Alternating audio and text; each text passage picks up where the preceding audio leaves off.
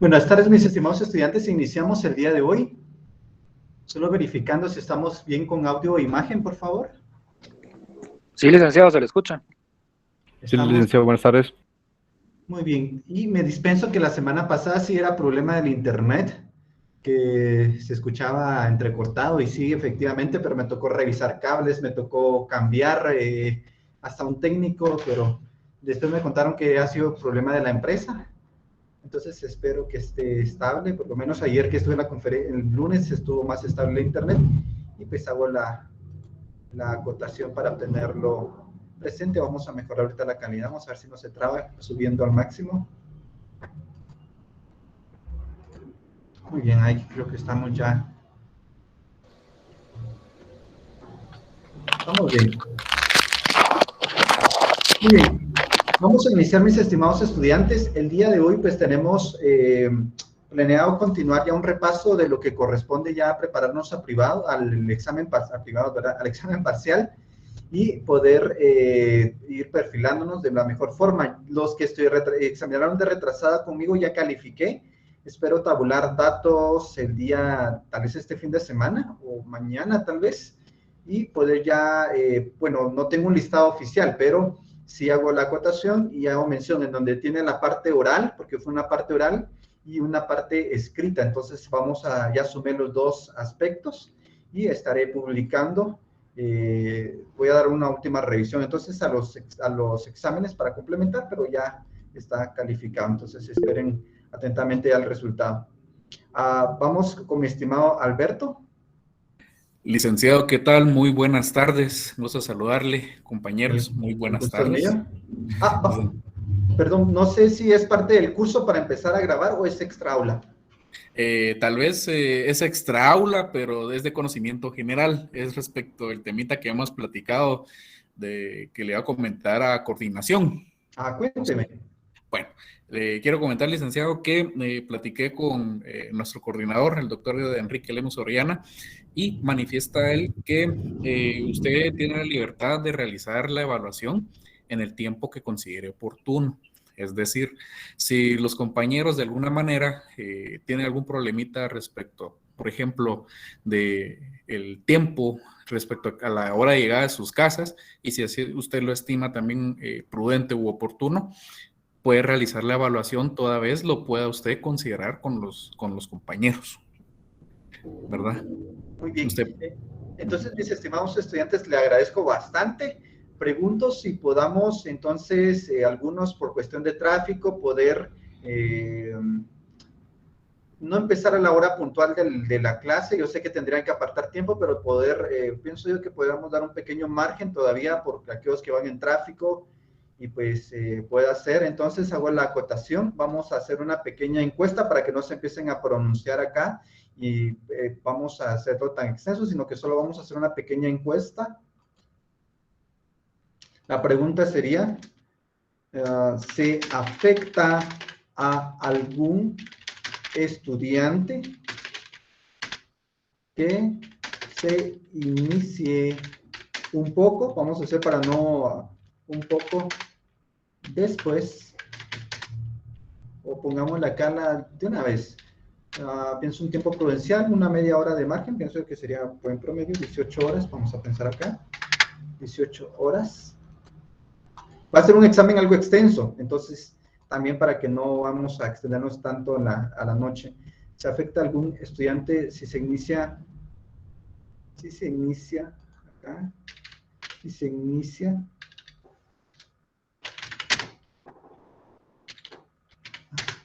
las 18 horas?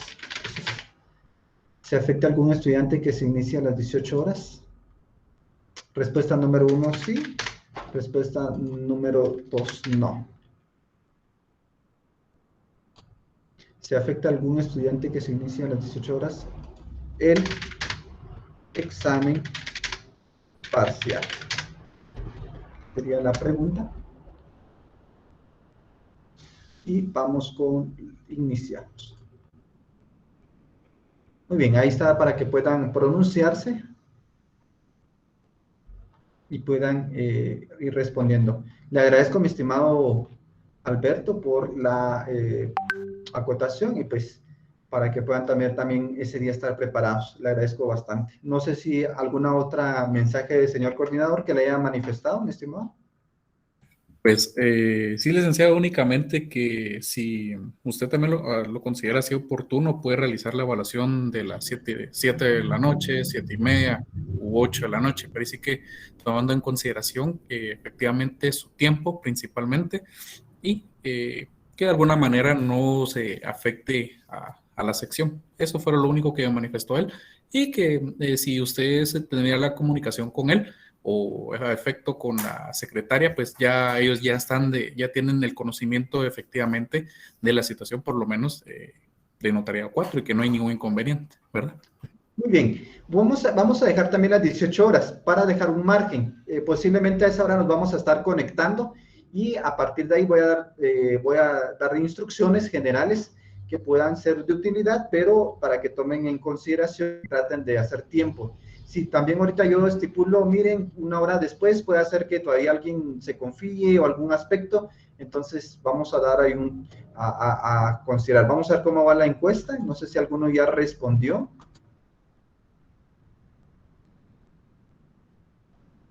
Muy bien, hay algunos que sí parece que sí les afecta el poder iniciar un poco después.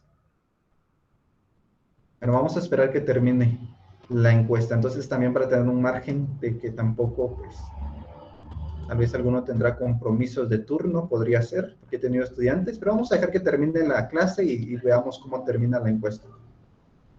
Bueno, el día de hoy vamos a continuar con la temática, vamos a repasar la temática de lo que es la redacción de la promesa de compraventa. La promesa de compraventa es en general, es un contrato preparatorio, es un contrato que en determinado momento nos va a ayudar a celebrar un contrato futuro y es una promesa. Pero hago mención, una promesa no puede ser eterna, porque si fuera eterna no se materializa. Y esa es la distinción entre una compraventa y una promesa. Si la novia o el novio le dice a la novia, mira, yo te amo y te prometo amor, ellos en algún momento te prometo casarme, un anillo de promesa, de compromiso, pues ese anillo no debe ser eterno, sino pues no materializaría el compromiso realmente. Y la ley es sabia en dar un plazo para que pueda materializarse el contrato principal.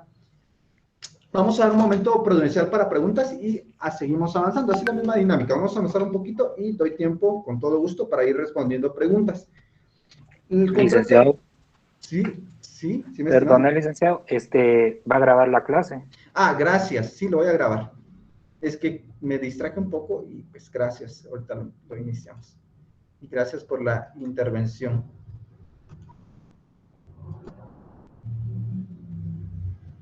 Que a veces ya empiezo a dar clases y me pico dando clases y se me va el tiempo. Muy bien, ahí estamos. Yo creo que voy al día cargando las clases en la plataforma. No sé si me faltará alguna, pero subí las últimas esta semana, entonces, si no, pues me comunican. Muy bien, les decía, gracias, mi estimado Darwin. William. Licenciado, la clase del repaso que dio el día sábado, no sé si esa también la va a subir a la plataforma de Facebook. ¿Repaso de jurisdicción voluntaria o repaso?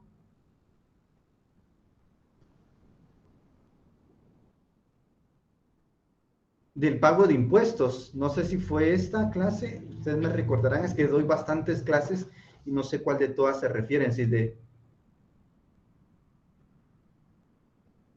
Creo que tiene mute, William.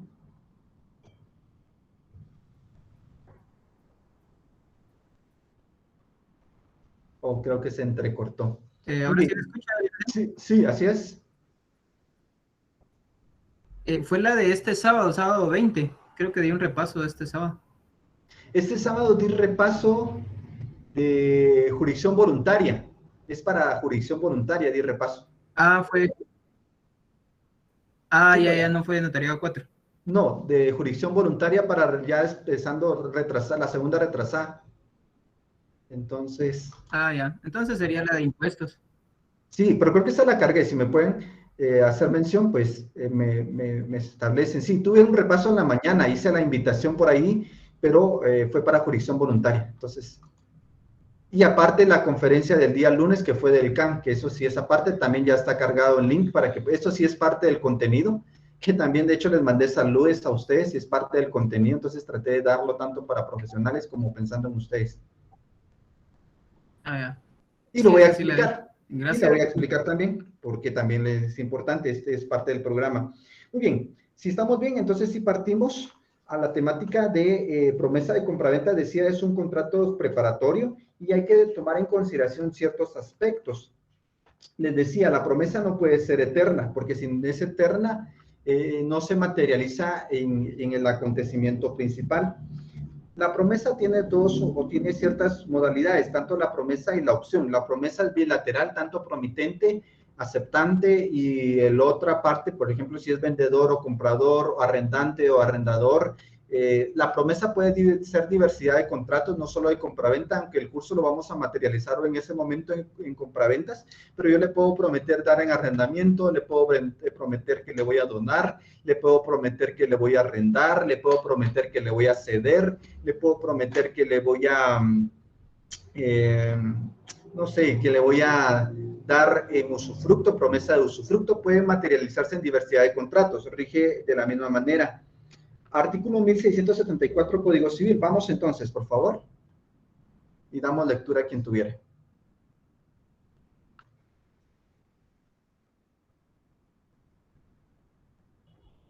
¿Qué artículo, disculpe, licenciado?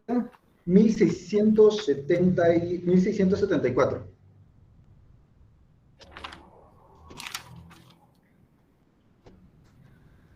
Artículo 1674. Se puede asumir por contrato la obligación de celebrar un contrato futuro. Muy bien, La promesa de obligación. contrato debe otorgarse. El efecto de la promesa es una obligación, el tratar de ver una obligación referente en cuanto a un contrato futuro, es algo vinculante, ¿de acuerdo? Sigamos. La promesa de contrato debe otorgarse en la forma exigida por la ley para el contrato que se promete celebrar. Muy bien, entonces acá atañe lo del principal, hago mención, por ejemplo, si es una escritura pública que se debe inscribir en registro público, pues tendrá que celebrarse en escritura pública. Sin embargo, pues vemos que también es medio probatorio. ¿Cuándo es una promesa unilateral? Artículo 1676.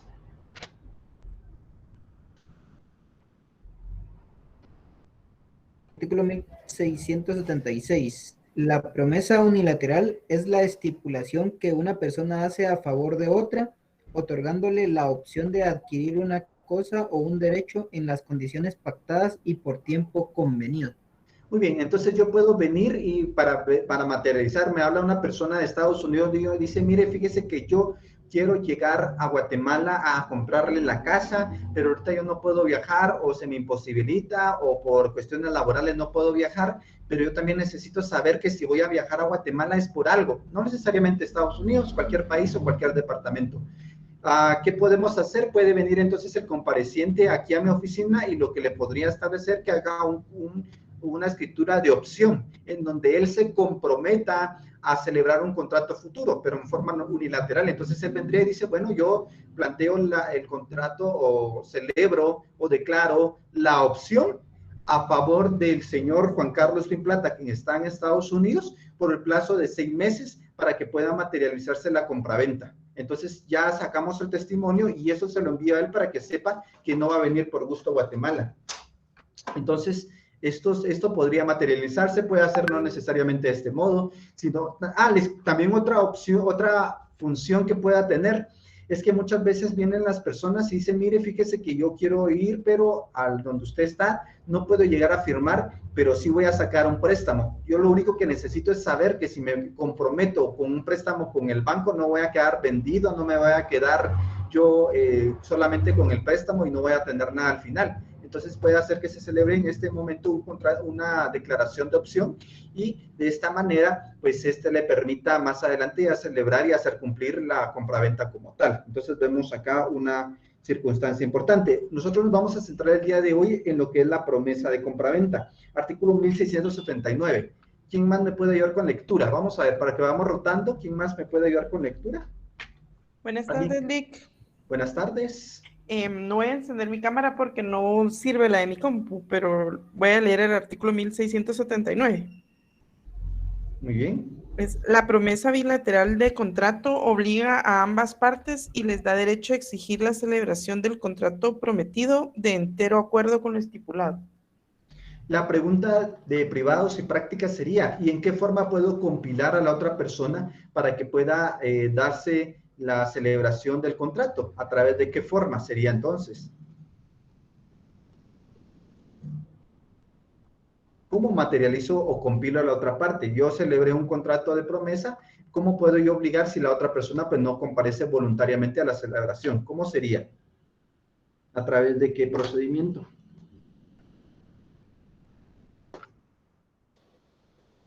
Un representante, Lick. A través de un representante, pero ¿en qué vía hago a lograr hacer que la persona pues me prometió que me iba a vender y no cumplió? ¿Cómo materializo que me venda? Un ejecutivo, Lick.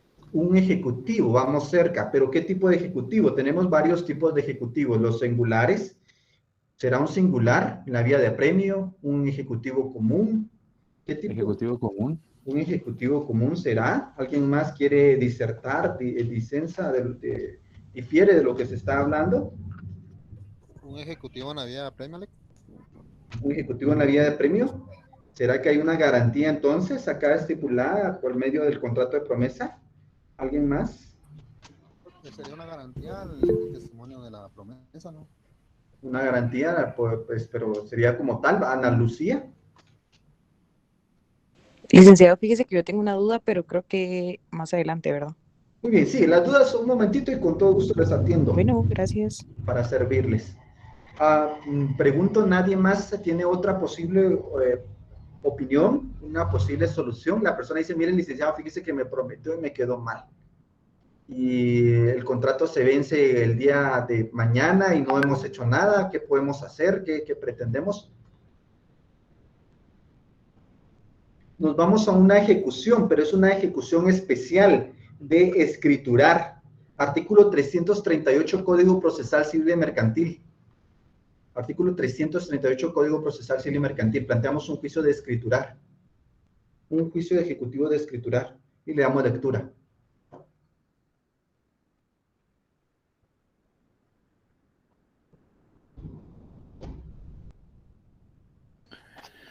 Artículo 338 del Código Procesal Civil y Mercantil, Decreto Ley 107. Ejecución de las obligaciones de escrituras. Si la obligación consiste en el otorgamiento de escritura pública al dictar sentencia, haciendo lugar a la ejecución, el juez fijará al demandado el término de 3 días para que la otorgue. En caso de rebeldía, el juez otorgará de oficio la escritura, nombrando para el efecto al notario que el interesado designe a costa de este último. Muy bien, yo puedo demandarlo en un juicio ejecutivo especial de escriturar, en donde le hago mención de que él se comprometió a escriturar. Eso es importante que se haga mención en la promesa, la obligación de escriturar, y al momento de que se estipule estas circunstancias, si no comparece, pues el juez puede firmar en rebeldía del propietario. Entonces ahí ya no necesariamente mire porque al final perdí la casa si al final no llegué. Claro, tendría que darse también el pago por consignación por el restante del precio, habrían que cumplir ciertos requisitos, pero podría darse el cumplimiento de esta vía, que es una ejecución de obligación de escriturar. Hago la acotación, pero ¿qué pasa con el restante? Sí, se podría también dar un pago en consignación y hacer válido este aspecto, hacer válido esta condición, pero es importante hacer mención. Muy bien, solo lo tenemos porque es procesal, lo tenemos ahí y seguimos avanzando. Otra cuestión importante de la promesa. Yo me he topado en la calle y lo he visto también a veces, que muchas veces se da una deformación jurídica o nosotros como los notarios, me incluyo, a veces deformamos el sentido o la esencia de la promesa, haciendo una promesa en el cual recibimos un enganche y nos quedamos periódicamente pagando pagos. Esto realmente no es técnico, esto aunque en algunas circunstancias se obliga porque la promesa en sí no se transfiere la propiedad, pero tampoco en determinado momento es la esencia del contrato. Entonces yo le hago mención. Si yo realizo una promesa, yo no dejo de ser propietario. pero muchas veces en el instrumento se establecen un enganche y se establecen abonos. Pregunto, ¿será esto correcto o no es técnicamente correcto? ¿Qué piensan ustedes, mis estimados notarios?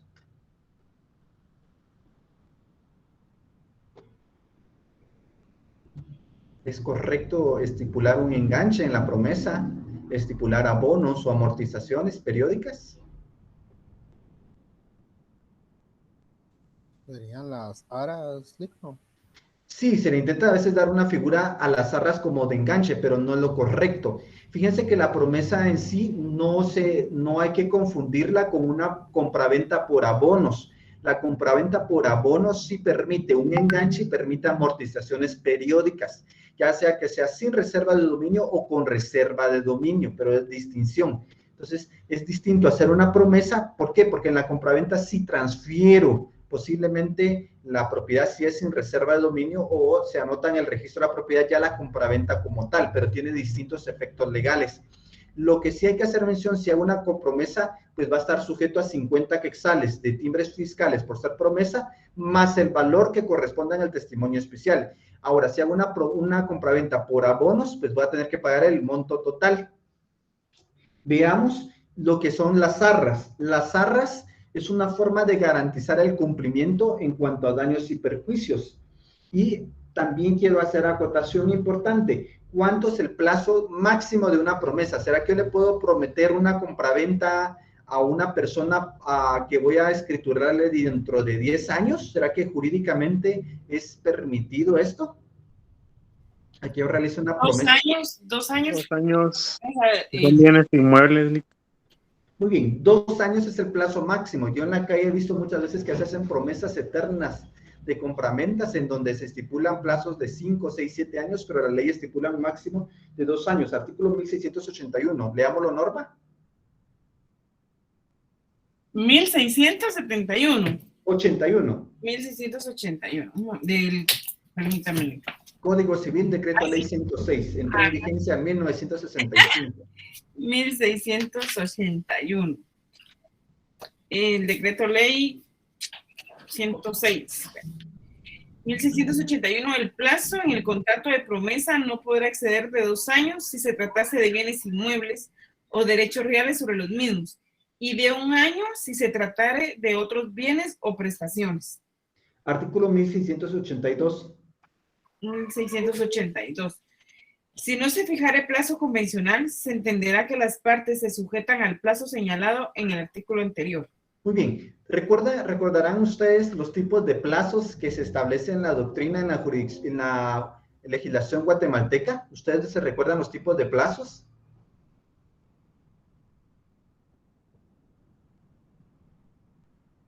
¿No? Bien, pero vamos a repasar. Tenemos el plazo legal, que es el que estipula la ley. Este es un ejemplo de plazo legal. Está el plazo que es convencional, que las partes lo establecen. También está el plazo que el juez puede establecer, que son 3 que utilizamos bastante en contratación. El plazo convencional, el plazo legal y el plazo que establece el juez. En este caso, si no se estipula un plazo como tal, pues se refuta que va a ser el de 2 años o el máximo que corresponde al artículo 1681.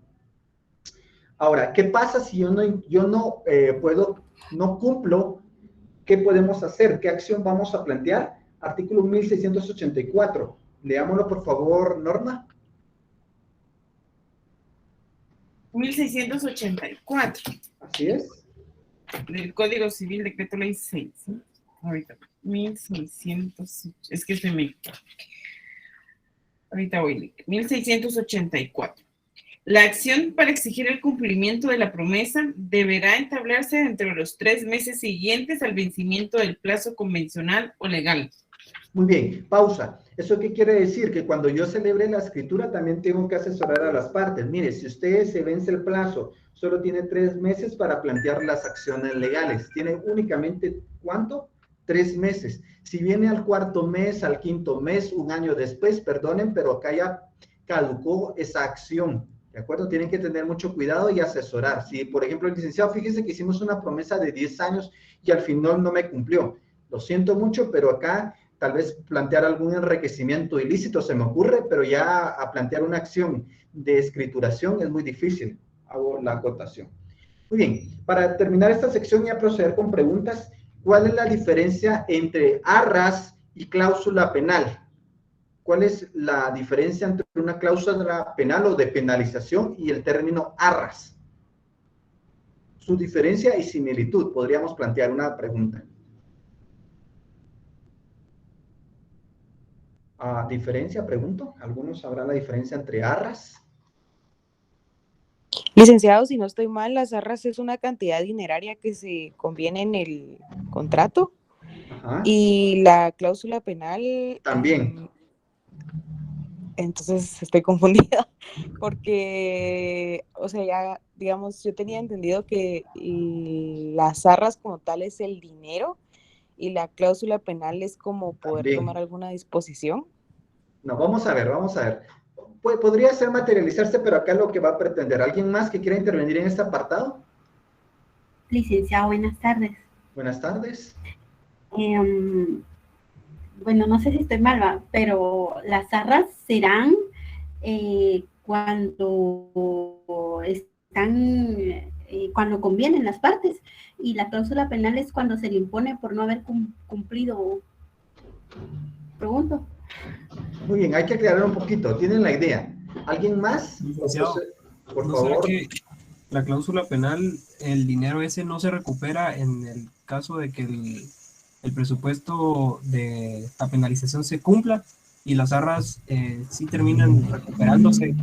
Eso es como una garantía. No sé si me logro explicar. Muy bien, sí, la idea la tienen, pero vamos a aclarar. Presten atención. La similitud, tanto arras como cláusula de penalización pretenden asegurar daños y perjuicios. Las dos pretenden asegurar daños y perjuicios.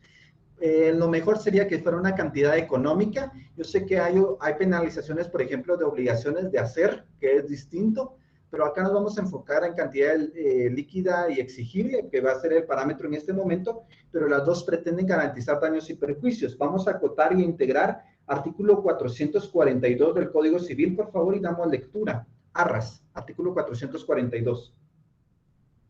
1442, perdón.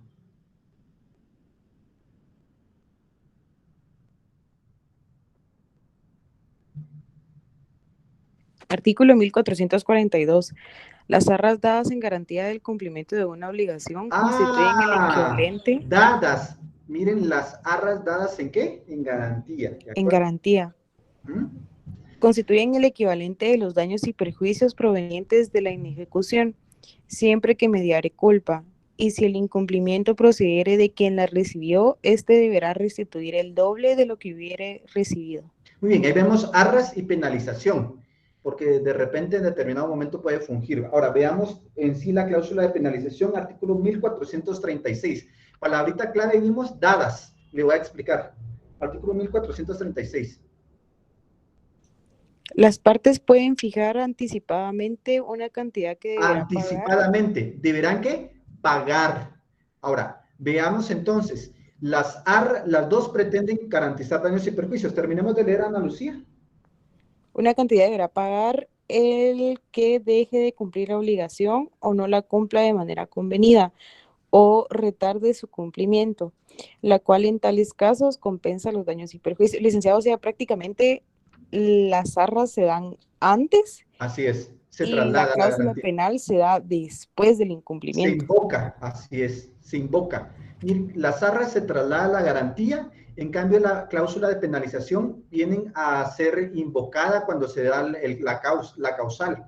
Entonces esto es diferente. Hago la acotación. Tanto arras y cláusula de penalización no solo aplican para este tipo de contratos, sino que pueden aplicar para diversidad de contratos. Ustedes como notario tienen una palestra de posibilidades que pueden acoger a establecer una cláusula de penalización, por ejemplo, en una compraventa a plazos, por ejemplo, en un arrendamiento tenemos penalizaciones, en el atraso de la renta, por ejemplo, también cuando en algún momento nosotros hablamos en el contrato de arrendamiento de lo que ustedes denominan o lo que denominamos en la práctica o coloquialmente como el depósito. ¿Qué es el depósito? ¿Es arras o es una penalización? Arras, licenciado. Son arras que pretenden a compensar daños y perjuicios. Ahora, si por ejemplo yo le digo, mire, por atraso de pago en la renta por día le vamos a cobrar una cantidad de 20 quetzales. ¿Esto qué sería? ¿Arras o penalización? Penalización. Muy bien, entonces, claro, los dos pretenden cubrir daños y perjuicios. La diferencia es que las arras se dan, se entregan, se trasladan desde el principio y la penalización se invoca, penalización o cláusula penal. Veamos en dónde se materializan las arras y la cláusula de penalización. En la promesa, artículo 1684, segundo párrafo, ya que entendimos la institución que es aplicable a todo, ¿cómo la aplicamos en la promesa? Leámoslo, por favor, 1684, segundo párrafo. Artículo 1684, Código Civil, párrafo segundo. Vencido el plazo a que se refiere el párrafo anterior para entablar la acción sin que ésta se haya ejercitado, las partes quedan libres de toda obligación. En este caso, si hubo arras, las devolverá quien las recibió. Muy bien, si yo planteo una acción legal, entonces tengo que estipular que podría devolver las arras, esa garantía, porque quiero hacer valer otro tipo de acciones. Si no, pues las arras me quedan en garantía. Si no me cumplió, pues no importa que no me cumplió, porque ya las arras ya no tengo el derecho ni la obligación de poder devolverla. O sea, si él me dio 50,000 quetzales y al final no me escrituró, al final no me compró, pues perdón, pero ya perdió los 50,000 quetzales, porque eso pretende cubrir daños y perjuicios. Si yo estoy inconforme, digo, no, yo no quiero los 50,000, si yo no quiero que escrituremos, entonces ahí tengo que devolver las arras y demandar el cumplimiento del contrato, que es diferente. Ahora, veamos la cláusula penal o penalización, artículo 1685.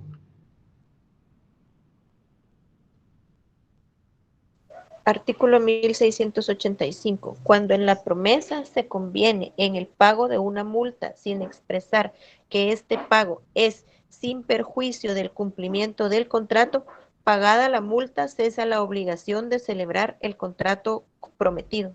Estas son salidas desjudicializadoras, me cuesta un poquito esta palabra, pero que nos pueden servir. En algún momento puede decir, mire, si en el caso usted no va a cumplir el contrato, págueme 50,000 quetzales y queda resuelto, queda terminado y no hay derecho a demandar procesalmente. Entonces, pero esto se invoca, repito, la penalización se invoca y las arras se hacen valer porque ya están en determinado momento entregadas. Vamos con respuestas, preguntas y respuestas. Vamos a ver acá los que tienen levantada la mano. William, según el orden, primero me aparece William. Sí, solo tenía... para quedar claro con el artículo 1684, la acción para exigirlo, esta prescribe a los 3 meses después de vencida la fecha, por lo que Ajá, entiendo. es. ¿Así es? Así es. Sí. Esa era mi duda, licenciado. Gracias. Muy bien. Norma Carolina. Sí, gracias, Lick. Yo tengo una duda. Por ejemplo, últimamente hay muchas constructoras que venden propiedades con promesas de, no venden, ¿verdad? Sino que hacen los negocios jurídicos de una promesa de compraventa a un plazo de 25 años fijando un enganche. Pero viendo el artículo que habíamos citado anteriormente, que la promesa pierde su eficacia a los 2 años, ¿cómo se haría en este caso por ejemplo, yo compro una propiedad, viene una notificadora y ofrece sus casas a cuotas mensuales de 3,500, pagando un enganche de 30,000, pero ese enganche que yo doy de 30,000, me van a escriturar una promesa de compraventa a 25 años. Entonces, ¿qué pasa ahí después de los 2 años? Por ejemplo, yo me confundí un poquito ahorita con esto que hablábamos, porque yo voy pagando, yo tengo, compré 25 años y 25 años y yo termino de pagar, me escrituran. Muy bien, pero el título del contrato o documento, ¿cuál fue? Solo para poder dar una solución concreta. ¿Cómo le denominaron? Promesa. ¿Es promesa? ¿Estamos 100% seguros que es promesa? Sí, promesa. Entonces, si vamos pagando, póngale a los 10 años, pero después de los 10 años, por X o Y razón, yo dejo de pagar 2 cuotas, ellos le venden a otro, ¿verdad? Porque como yo no pagué 2 cuotas, esa cláusula, pero o si ellos ya no me escrituran a mí, y ya, ¿Qué podría ser? Yo sé que ha vencido el plazo, entonces ahí me tendría que buscar, ¿le puedo dar mi dirección? No son bromas, pero sí les voy a dar la salida. Podemos plantear una simulación pretender buscar una simulación y eso nos atañe o nos tendríamos que acoger al artículo 1284, numeral 1. Vamos entonces a este artículo 1284. Porque lo que se interesa tampoco es fácil, pero no desemparar al cliente. Podríamos plantear un enriquecimiento ilícito también, que podría ser, pero ¿qué más podríamos hacer? Porque acá tenemos que hacer algo, tenemos que trabajarle al cliente, o sea, no decimos decirle, mire, pero sí hay que tratar de hacerlo. No sé si ya lo tiene. Sí, yo lo tengo aquí, Liz. Y la simulación tiene... Sí, Norma, ¿le escucho? Gracias. Artículo 1284. La simulación tiene lugar cuando se encubre el carácter jurídico del negocio que se declara, dándose la apariencia de otro de distinta naturaleza. Muy bien, lo que pretenden acá más básicamente es una compraventa por abonos. Según la naturaleza es una compraventa por abonos, porque hay enganche, hay amortizaciones. Eso vendría siendo como la esencia. Claro, hay que tratar de probarlo, no va a ser fácil. Artículo 1285. La simulación, ¿cuáles son sus efectos? Vamos al apartado de simulación relativa. O sea, prácticamente acá hay una simulación relativa, porque sí hay una intención de enajenar, pero no realmente lo que es. Artículo 1285. La simulación es absoluta cuando la declaración de voluntad nada tiene de real y es relativa cuando a un negocio jurídico se le da una falsa apariencia que oculta su verdadero carácter. Muy bien, hay un verdadero, acá es relativa cuando un negocio jurídico se le da una falsa apariencia, o sea, realmente se le está haciendo otra cuestión. Ahora, veamos los efectos legales, artículo 1286. Artículo 1286. La simulación absoluta no produce ningún efecto jurídico. La simulación relativa, una vez demostrada, producirá los efectos del negocio jurídico encubierto, siempre que su objeto sea lícito. Entonces vamos concatenando, tratamos de invocar una simulación relativa y establecer que efectivamente se le dio una figura distinta y pues que pretendemos que se materialice, pero tendríamos que hacer o analizar otro aspecto. Yo sé que esto habría que probarlo jurídicamente ante el órgano jurisdiccional, pero podría ser, y aparte podríamos un enriquecimiento ilícito, también podríamos, si hay un dolo, hay una intención de parte de la constructora, podríamos ver acciones penales también, pero les dejo este parámetro. Lo importante sí es hacer mención que cuando van a firmar un contrato y asesoren en su notaría, pues 2 años, ¿de acuerdo, Norma? Sí, gracias. Es que esto lo estoy viendo yo comúnmente en la mayoría de las constructoras que están ahora vendiendo en esos condominios. Eso es lo que están haciendo, en meses de compraventa a 25 años. Sí. Pero vemos analizando, claro, a ellos les conviene hacerlo así porque dejan desprotegidos a los clientes, pero hay que tener cuidado, ¿de acuerdo? Ok, gracias.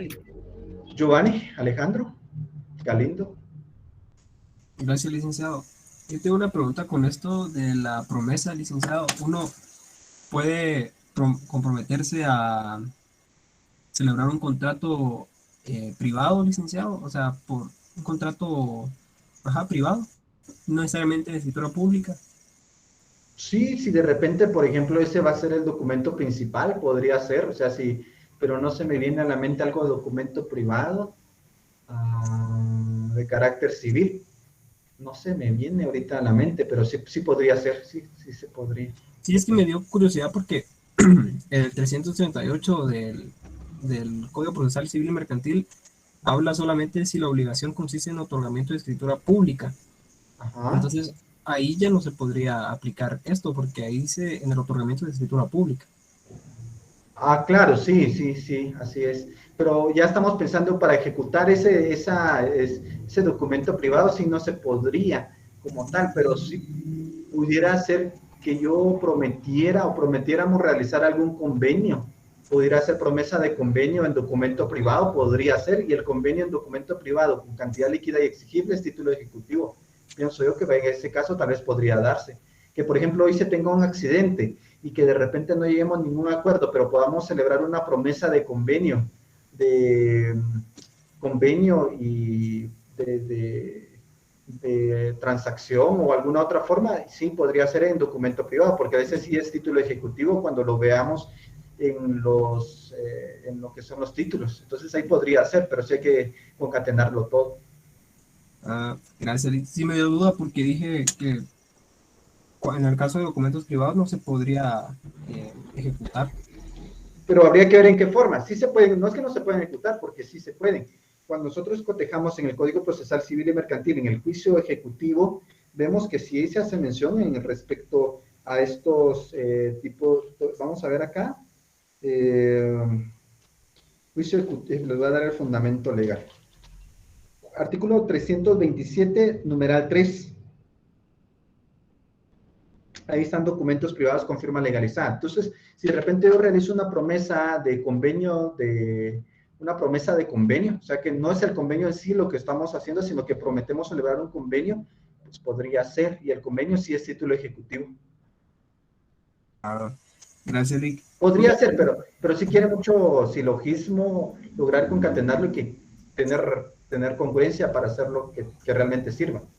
Sí, porque en el caso de que una persona quiera quedar mal con otra persona, puede decir, mire, yo me comprometo a hacer una promesa donde celebremos un contrato privado. Entonces, cuando la otra persona quiera ejecutarlo para una obligación de escriturar. No, ahí sí no se podría. Ahí sí habría que hacer otra cuestión en donde presentar una prueba anticipada. No sé si, miren, lo que tendríamos que hacer ahí es presentar una prueba anticipada de declaración de parte, y esa declaración de parte ya se convierte en otro título ejecutivo. Entonces ahí ya podríamos hacer mención, pero primero habría que presentar una declaración de parte en prueba anticipada, podría ser, o dentro del mismo proceso. Habría que ver qué nos conviene más. Basta vez una prueba anticipada. Ok, otra preguntita. Con esto del artículo 1685, estoy leyendo el artículo, pero no me queda claro. O sea que si hay una penalización que se debe pagar, en la cláusula de la penalización se tiene que indicar de que si se paga esa penalización, ya queda puede... libre. ¿Cómo? Queda libre de la responsabilidad de la celebración del contrato. ¿Se tiene que expresar eso, licenciado, o sin necesidad que se exprese, ya uno pagándola queda libre el contrato? Sí, se invoca. Cuando en la promesa 1685 se conviene, pero miren, se conviene en un pago de multa sin expresar que este pago es sin perjuicio del cumplimiento del contrato. O sea, si no se expresó y no se le da otra situación, se le va a entender que pagando esa multa queda librado. Ahora, si usted en la redacción como notario indica que en caso de retraso por día en el incumplimiento de la celebración de la escritura, de enajenación, de compraventa de bien inmueble, se pagarán a razón de día 100 quetzales. Entonces, le pregunto, ¿la interpretación de ese contrato sería que al pagar esos 100 quetzales queda sin efecto el contrato, o la penalización es porque cada día que me atrase voy a pagar 100 quetzales? Sí, cada día que se atrasa va a pagar 100 quetzales. Y si nuestra redacción como notarios establecemos, se establece como penalización para el presente contrato la cantidad de 10,000 quetzales, ¿cuál sería la aplicación de esa interpretación según la ley, Giovanni? Una salida del contrato. Así es, que pagando esa multa ya no tengo la obligación de escriturar. Eso es lo que se refiere. Si yo no le doy sentido a la penalización, entonces se va a entender que pagando la multa se tiene terminado el contrato. Sí, ya entendí. Gracias, Rick. Muy bien, para servirles, por favor, Ana Lucía. Licenciado, una consulta. En, digamos, esos casos donde hay contratos de arrendamiento y dan algo tipo depósito, ¿eso se podría llegar a considerar como arras? Es arras, son arras.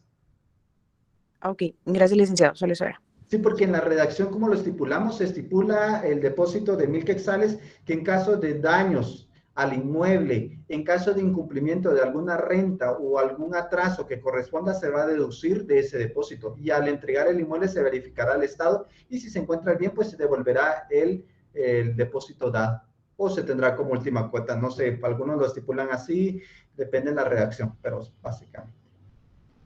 Edgar Fernando. Buenas noches, tengo dos preguntas así puntuales. La primera es, si en un contrato de promesa no lleva la cláusula penal y se inscribe en el Registro General de la Propiedad y pasado un tiempo se da cuenta que no tenía cláusula penal, ¿se puede modificar el contrato o ya no se puede modificar? Sí, pero esto es una cuestión de fondo. Tendrían que comparecer los contratantes primitivos para hacer la ampliación correspondiente. Ok, y la segunda es, entiendo que según el artículo 1681, la promesa dice que no puede pasar más de 2 años. Entonces, ¿eso significa que a cada 2 años tiene que estar renovando ese contrato? Sí, así es, si quieren hacerlo valer, tendría que estarse renovando la promesa, porque la esencia de la promesa es que no sea eterna, sino tendría que dándose una ampliación o renovación. Recuerden que las formas de cambiar las obligaciones están la novación, podría ser la ampliación, o sea, son dos cuestiones distintas. Novar es cambiar una obligación por otra. La ampliación, pues, es básicamente ampliar este aspecto del plazo.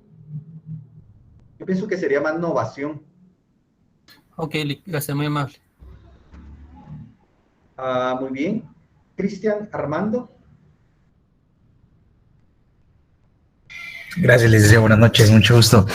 Solo rápidamente, con respecto a este asunto de formalidades, con respecto a los contratos de compraventa, yo sé algo así como la compañera que le había preguntado con anterioridad con respecto a esas constructoras.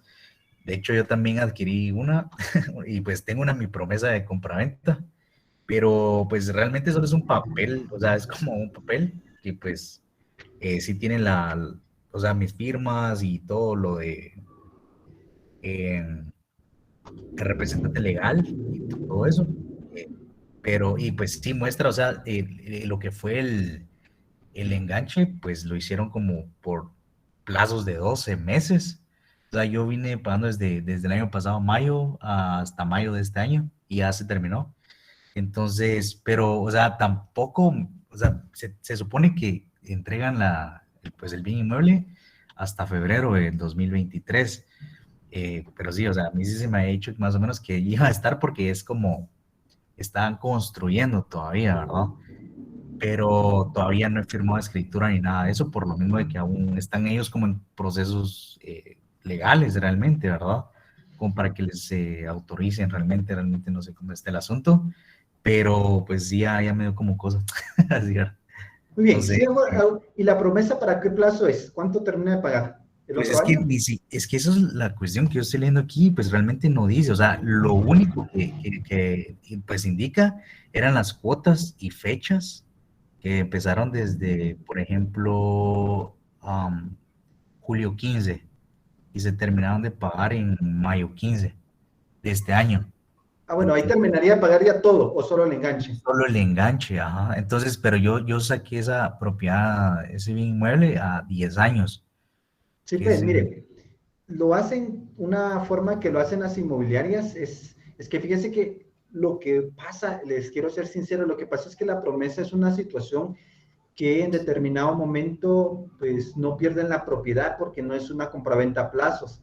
Y es como todavía tener una garantía a la inmobiliaria y tener todavía, como decimos, el sartén por el mango. O sea, esas promesas es tener el sartén por el mango. Sí, ciertamente dejan como desvalido un poco al comprador por el aspecto temporal, de tiempo, por el aspecto. Sí hago la acotación, tampoco es que no les sirva ese documento, decir, pues no me dijo, ya no me sirve, no. La única diferencia es que no es un título, sino que es un medio probatorio. La distinción entre un título y un medio probatorio es que los títulos se pueden hacer valer o ejecutar y los medios probatorios pues nos sirven como una prueba dentro de un proceso. Esa es la diferencia. Si yo, por ejemplo, tengo algo escrito, recuerden que eso nos sirve para poder hacer valer. El artículo estipula que los documentos que deban de celebrarse en escritura pública, aunque consten en forma escrita, son como medios de prueba. Leámoslo para no parafrasear y no inventar. Nos vamos al artículo 1576, segundo párrafo.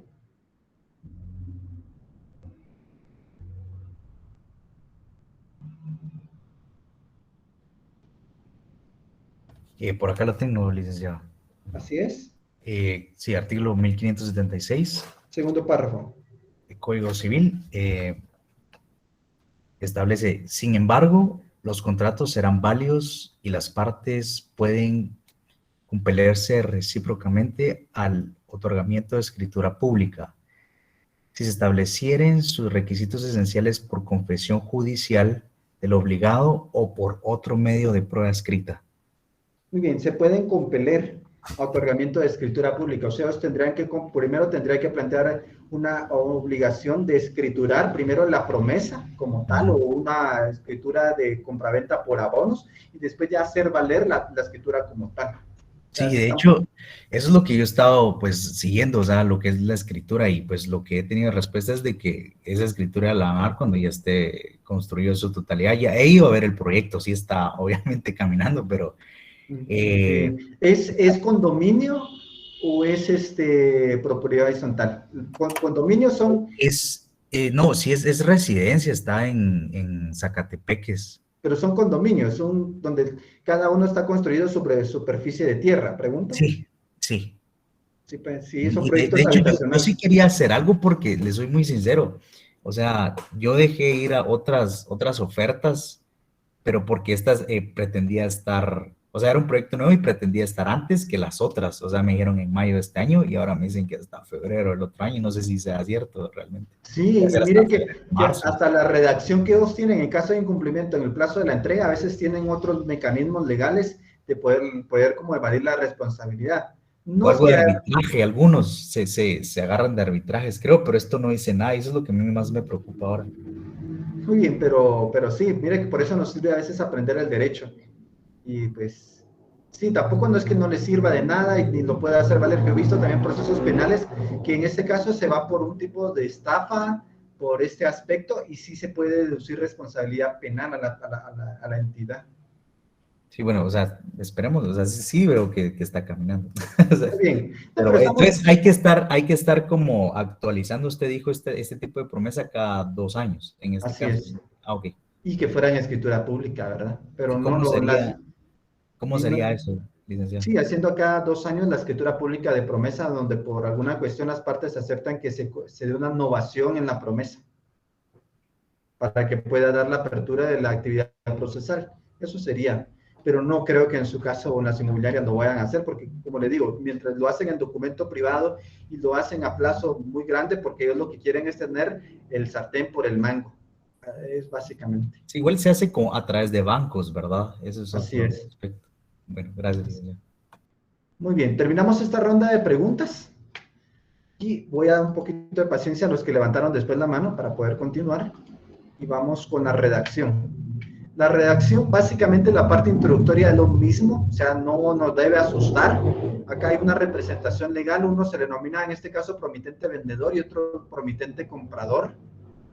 La primera cláusula la hemos trabajado, es lo mismo, que legitimamos el inmueble, establecemos y lo individualizamos sus características. Acá en este caso cuenta con un servicio de agua potable municipal con título, podría hacer referencia del título si lo queremos hacer mención. Algunos también lo estipulan, algunos lo incluyen todo cuanto de hecho por derecho corresponda.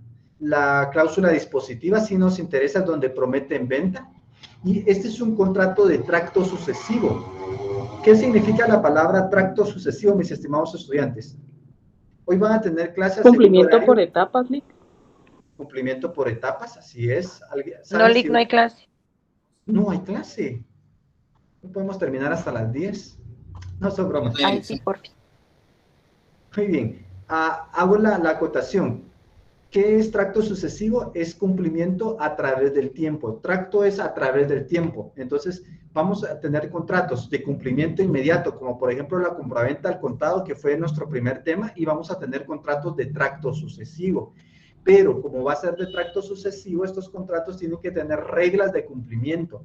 Por ejemplo, si yo voy a tener una relación jurídica a plazo, vamos a estipular reglas.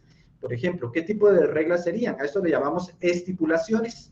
Las estipulaciones, ¿qué serían? Un plazo, un lugar del cumplimiento, un incumplimiento, la forma del pago, arras, penalizaciones, atrasos, intereses, forma de solucionar conflictos, qué pasa de renuncia del fuero del domicilio para cuestiones procesales, ¿qué más podría hacer? Pero generalmente en todos los contratos de a través del tiempo, las estipulaciones van a estipular, por lo general, lo que les decía, un plazo, un lugar de cumplimiento de la obligación, qué pasa si se incumple la obligación, qué van a haber intereses en la obligación con una mora, va a ser muy repetitivo. Este contrato, porque es de tracto sucesivo, o sea, es un cumplimiento a través del tiempo, porque hay un plazo, va a tener, aparte de los dispositivos, estipulaciones.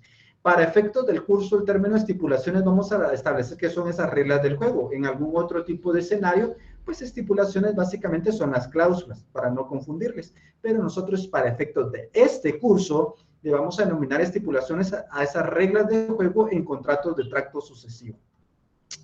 ¿Quién me ayuda a leer la cláusula segunda? Vamos a ver quién me puede ayudar a leer la cláusula segunda, la cláusula dispositiva. Segunda, Mani- parte prominente de vendedora que promete en venta a favor de la señora Carmen Galicia el inmueble identificado en la cláusula anterior. En la promesa se incluye todo lo que ha hecho y por derecho le corresponde al bien. Muy bien. Y acá tenemos entonces básicamente la cláusula segunda es prometer en venta. Ahora, ¿qué estipulaciones van a regir? Tenemos la cláusula tercera. Leámoslo, por favor.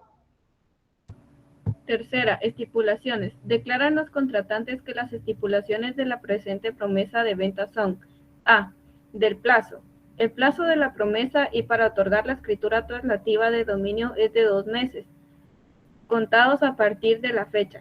B. Del precio. Ahora, ¿de qué fecha? Acá tenemos que estipular si del día de hoy, a partir de la fecha o a partir de, podemos estipular otra redacción, podría ser de la fecha 5 de octubre o a partir del día de hoy.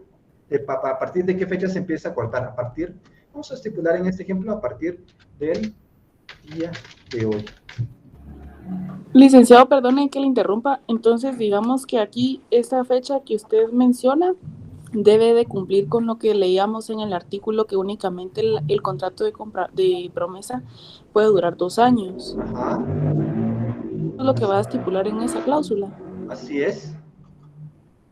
O por ejemplo, y si yo estipulara que el plazo empieza a contar a partir del día, vamos a estipular 5 de septiembre. ¿Eso qué quiere decir? Si yo en algún momento vendo el inmueble fuera de ese plazo o antes de ese plazo, pues no tendría responsabilidad. Entonces también depende cómo se redacte, pero vamos a estipular que lo más correcto es que sea a partir del día de hoy. Sigamos con la lectura. A partir del día de hoy. B. Del precio. El precio del inmueble prometido en venta es de 530,000 quetzales. C. Arras. Es arras. La parte prometiente compradora entrega en calidad de arras para garantizar el cumplimiento del presente contrato 52,000 quetzales.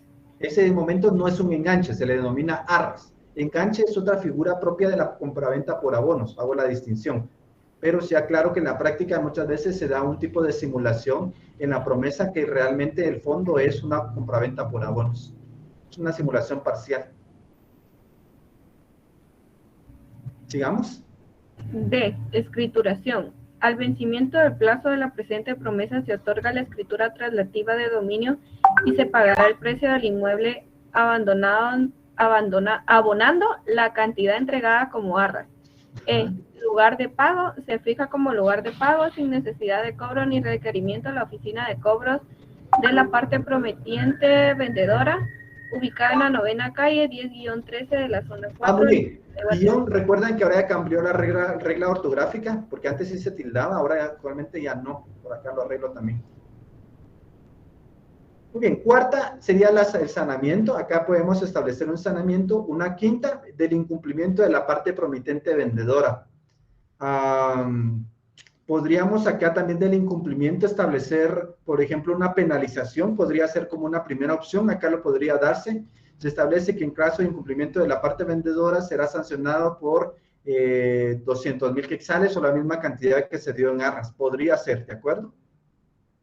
Podría darse, bueno, acá podría darse también un incumplimiento de la parte, esta sería la parte vendedora, que al final no quiera vender, o sea, que diga, miren, yo ya al final no quiero vender. Ahora, ¿qué pasa un incumplimiento de la parte compradora? O sea, que al final del día yo no quiero comprar.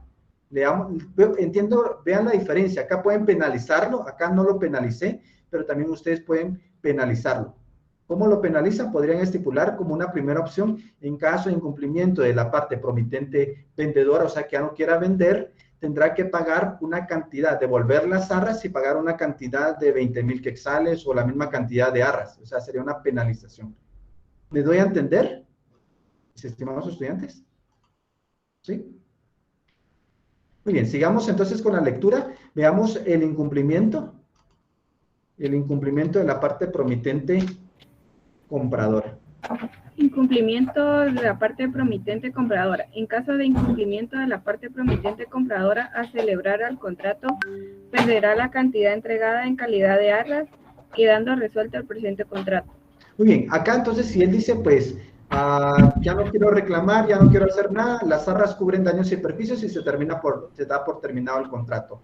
Este ejemplo que yo les estoy dando no tiene penalización económica, pero pueden ponérsela. De hecho, también se las podría pedir en el examen y pues, no sería cosa compleja. ¿De acuerdo? Ya le explicamos la diferencia. Séptima, la aceptación general. Acá aceptan la promesa que se le hace y aceptan el instrumento íntegramente.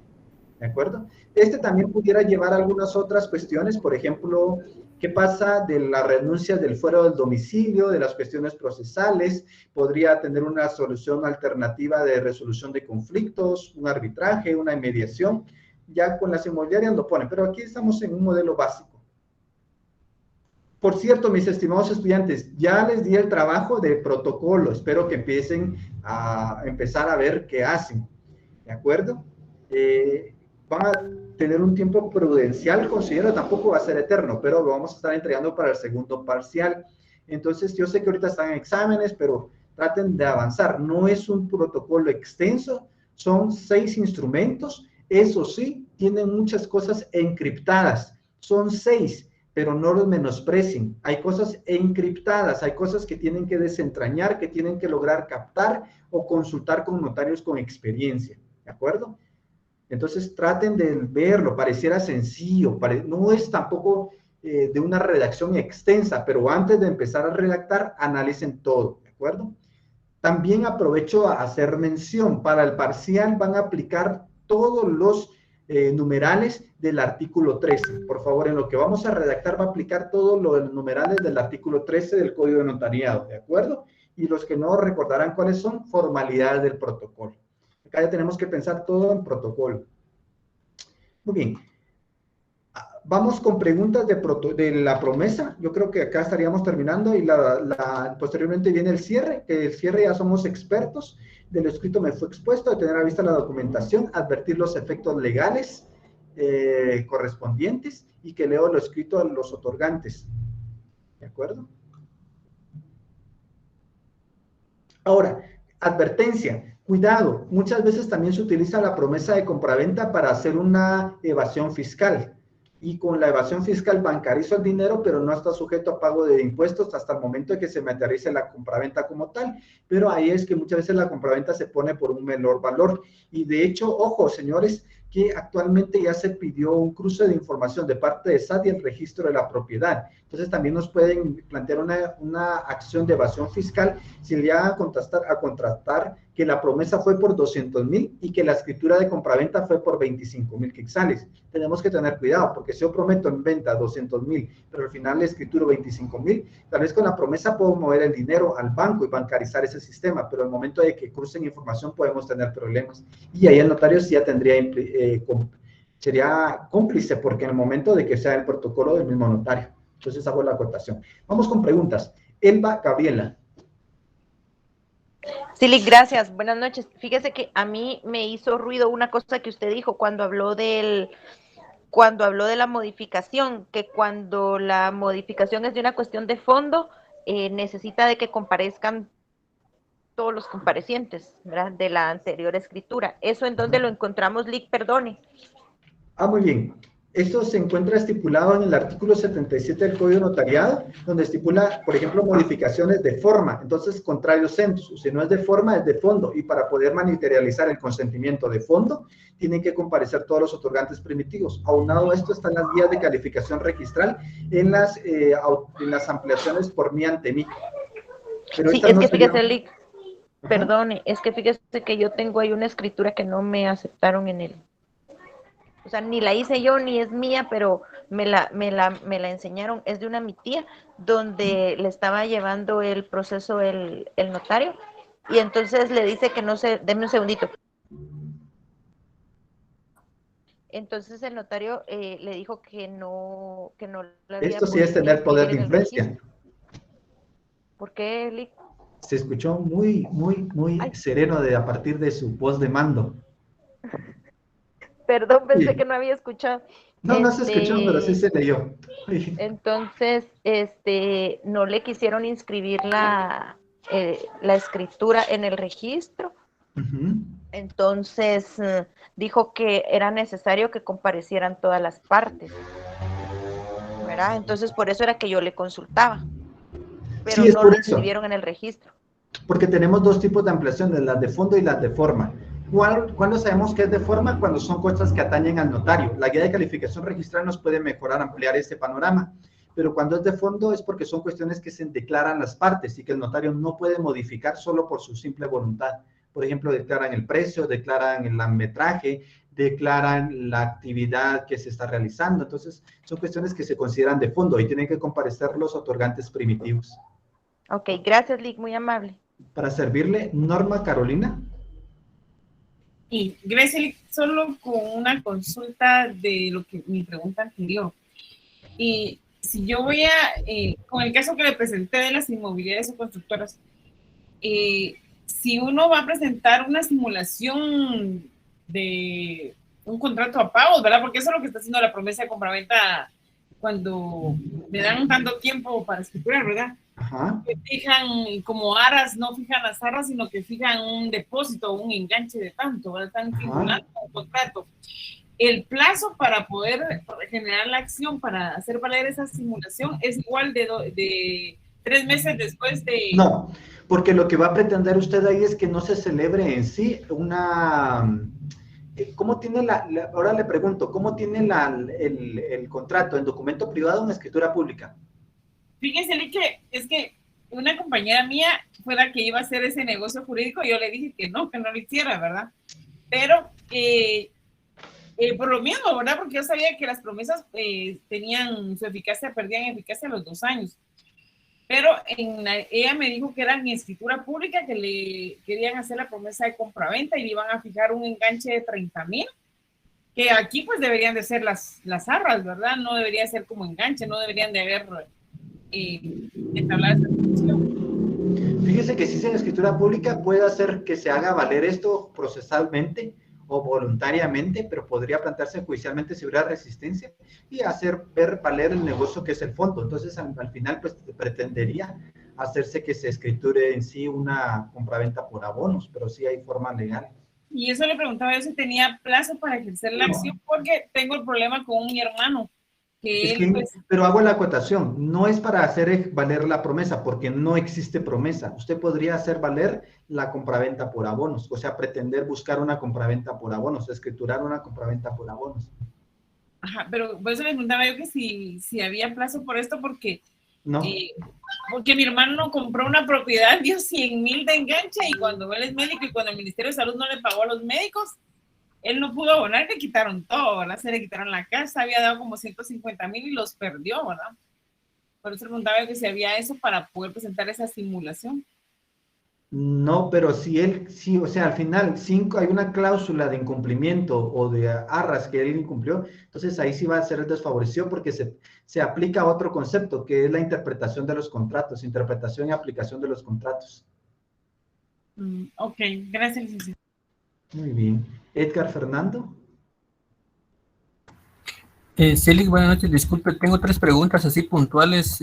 Una es con respecto al examen, ¿verdad? En relación al examen, ¿se va a utilizar el Classroom que tenemos actualmente, que dio la coordinación, y allí va a enviar usted el examen o va a crear usted uno nuevo?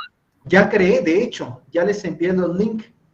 Si no estoy mal, o a menos que lo haya reenviado a otra clase, pero ya les envié los links donde están ya las nuevas. Yo prefiero utilizar este. Ya están en Facebook, licenciado. ¿Ya están? Que subió a Facebook, ¿verdad, licenciado? Ajá.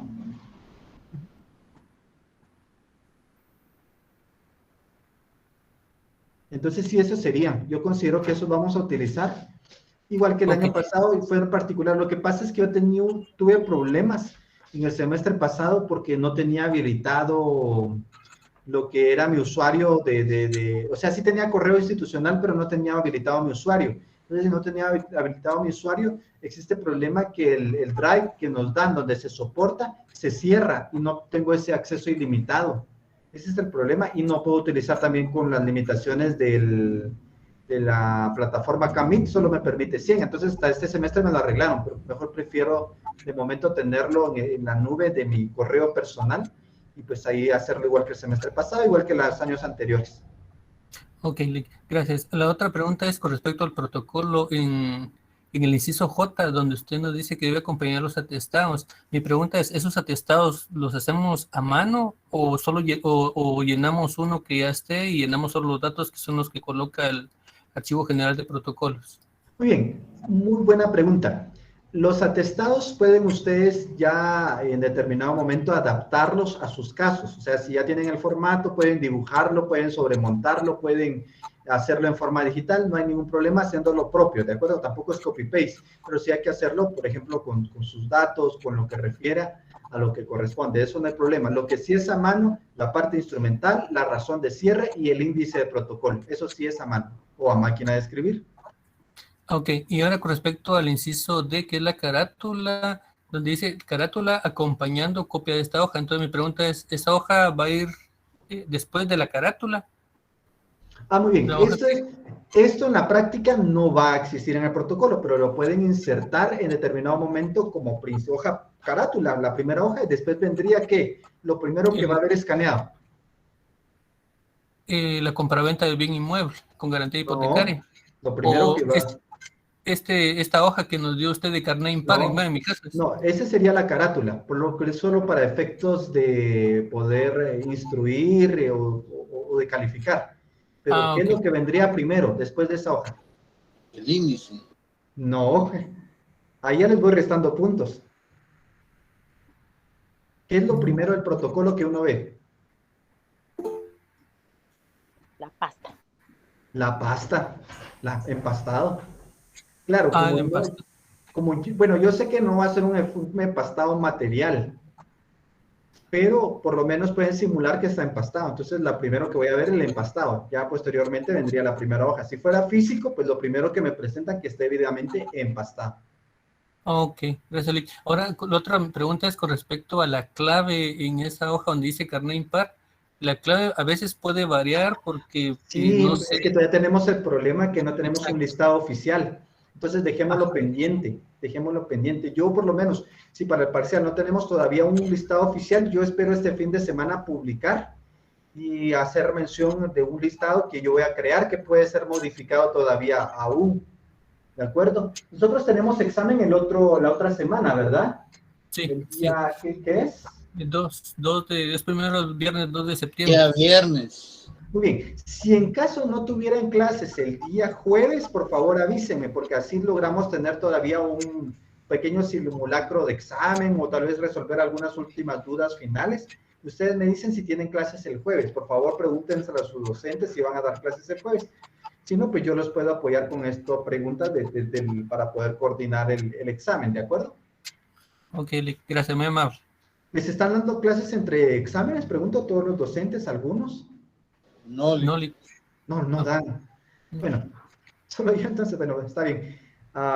Pero por favor, si el día jueves no, por favor el día jueves me avisan y yo con todo gusto les apoyo con un repaso inductivo para que todo esté claro y que no el día viernes me estén preguntando, ¿de acuerdo? De esos aspectos. Tal vez una simulación de examen sería genial, licenciado. Muy bien, con todo gusto. Es voluntario, hago la acotación porque usted dice, no, es que el licenciado nos está citando días de clases que él no da. No, esto es voluntario. Los que quieran asistir, está bien. Y los que no, pues también no es obligatorio. Muy bien. Giovanni. Gracias, Lick. Yo tengo una duda con la cláusula de indemnización. En esta redacción no hay ninguna cláusula de redacción, ¿verdad? No, la que tenemos en pantalla. No, en esa no tenemos, pero la podemos incluir o les puedo pedir que se las incluyan. Sí, es que se me confunde un poco esa cláusula de indemnización con la cláusula que vi ahí que decía del incumplimiento de la parte promitente vendedora, donde, o sea, ¿cómo podría, no me cabe, cómo podría haber una cláusula de penalización en un contrato de promesa de escriturar una compraventa? Muy bien. En la cláusula quinta, no. Incumplimiento de la promitente vendedora. ¿Sí? Sí, de las dos, del incumplimiento del vendedor y del comprador. Muy bien. ¿Qué pasa si el vendedor incumple? O sea, quiero hacer mención. El vendedor ya recibió una cantidad de arras. O sea, pensemos que acá ya recibió las arras. Yo, por ejemplo, materialicémoslos. Usted me va a prometer en venta y yo le doy el día de hoy cantidad de 50,000 quetzales, pero al final usted dice, no, no me conviene vender el inmueble, o yo cambio de opinión, o ya no quiero hacerlo porque ya no quiero hacerlo. Entonces, ¿cómo lo penalizo? Puedo yo estipular que en caso de incumplimiento, porque no quiera vender, porque ya no le convenga, porque le ofrecieron algo mejor, entonces la salida es que pongamos una penalización. En caso que usted no incumpla, o usted incumpla, pues el contrato me tendría que devolver las arras y además pagarme una cantidad, no sé, por ejemplo, de 50,000 quetzales. Entonces, al momento que usted me devuelva las arras y me pague la penalización a mi persona, pues por mí no hay problema que no se haga contrato. Eso sería. O sea que sí, en esta redacción, en la parte en la que, vamos a ver, estoy tratando de encontrar la parte donde dice, perderá la cantidad entregada en calidad de arras, quedando... Pero ese es incumplimiento de la parte promitente compradora. ¿Por qué? Porque la compradora ya en determinado momento entregó arras al principio, pero después dice, no, la verdad que no ajusté, la verdad que encontré un mejor precio, la verdad que mejor no quiero comprar ahí. Entonces diciendo, mejor que se quede las arras. Y ahí con eso terminamos el contrato. Ni me van a mandar por incumplimiento de contrato, ni nada de esto. Ahora, si él dice, no, yo quiero que al final que me pague del total porque yo ya tenía comprometido y se me fueron otros clientes. Entonces él tendría que volver las arras y mandar otra cuestión, cumplimiento de contrato. O sea que sí, para poder incluir una cláusula de indemnización, porque también se le llama así, ¿verdad? Cláusula de indemnización. Sería poner cláusula quinta o sexta o séptima indemnización. Dentro de la quinta. No, pero yo prefiero llamarle, fíjese, yo le prefiero llamar penalización. Es que lo que pasa es que tanto las arras y la penalización indemnizan daños y perjuicios. Las dos indemnizan daños y perjuicios o compensan daños y perjuicios. Pero la diferencia es que la penalización se va a invocar y las arras se entregan. O sea que la redacción iría más o menos así. Convienen los otorgantes que en el caso de incumplimiento de la parte promitente vendedora en otorgar dicha escritura... en el tiempo, modo y lugar establecidos, si gusta. Exactamente. Será penalizado con una cantidad de 35,000 quetzales que será entregado en efectivo a la parte promitente compradora. Ajá, podría ser así. Y lo mismo... Ajá, podría ser así, claro, así es. Y lo mismo con la parte, o sea, puede ser una penalización también para la parte compradora, ¿verdad? Lo que sucede es que él ya entregó arras. Ya. O sea, las arras ya fueron entregadas. Pero pregunto, ¿el vendedor entregó algo? No, no ha entregado nada. Entonces, por eso es que se le procede a dar una penalización. O sea que no puede haber una penalización sobre arras. Pero es que, por ejemplo, podría dárselo, pero tendría que ser una cuestión, por ejemplo, por atraso en día o porque realmente, aparte de lo que recibió en arras, otra cantidad más, dependiendo de la fuerza del contrato. Podría ser, tampoco no lo quiero excluir. Podría ser que yo reciba 25,000 en arras, pero diga, mire, la verdad que solo estoy recibiendo eso porque quiero hacer algo, pero si usted no me cumple, por lo menos me tiene que pagar otros 25,000 que serían mis gastos administrativos, por decir algo. Ok. Entonces sí se puede penalizar a los dos. A los dos, así es. Gracias, Vic. Muy bien. Ana Lucía, no, yo le decía Gabriela, no, es Ana Lucía Cabría. Cabría, Perdón. gracias, licenciado. Una pregunta para efectos del examen, por ejemplo, detalles como los timbres, ¿es necesario que haya detalles tipo correlativo de los timbres, o sea, que No, sea... no, Ah, no, ya. no, no. No, pueden hacer un dibujo, pueden hacer algo sencillo. Lo único es que sea legible. ¿Qué denominación es y qué año es lo único. Y solo eso era. Gracias, licenciado. Muy bien. Estamos con la promesa. El aspecto tributario de la promesa, pues es un valor tasado en el testimonio a la parte interesada. Si el contrato es por 100,000, 200,000, tiene un valor tasado. Artículo 5 de la Ley del Timbre Fiscal y Papel Sellado Especial para Protocolos. Vamos al valor tasado. Artículo 5, por favor, de la Ley del Timbre Fiscal y Papel Sellado Especial para Protocolos.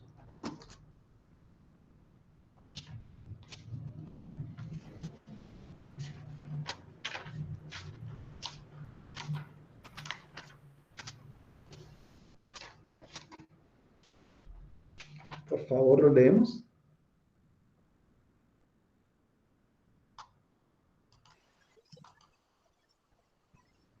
Artículo 5 de las tarifas específicas.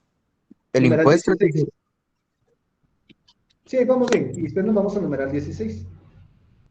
El impuesto a que se refiere este artículo resulta al aplicar las tarifas específicas a la base establecida en cada caso para los documentos siguientes. Número 16. Promesas de compraventa de inmuebles, 50 quetzales. Muy bien, no importa el valor, es una tarifa tasada de 50 quetzales. Ahora, en el testimonio especial, ahí sí va a variar. Fíjense que hay que tener mucho cuidado porque nos podemos meter gol cuando cobramos. Si, por ejemplo, yo cuento que la compraventa es por 150,000 quetzales, ¿cuánto paga en el testimonio a la parte interesada de impuestos? Pregunto. De timbre notarial 300. No, en la parte interesada, ¿cuánto sería? Tienen que clasificar y separar mentalmente el testimonio a la parte interesada y el testimonio especial. En el testimonio a la parte interesada, ¿cuánto satisface una promesa de 150,000?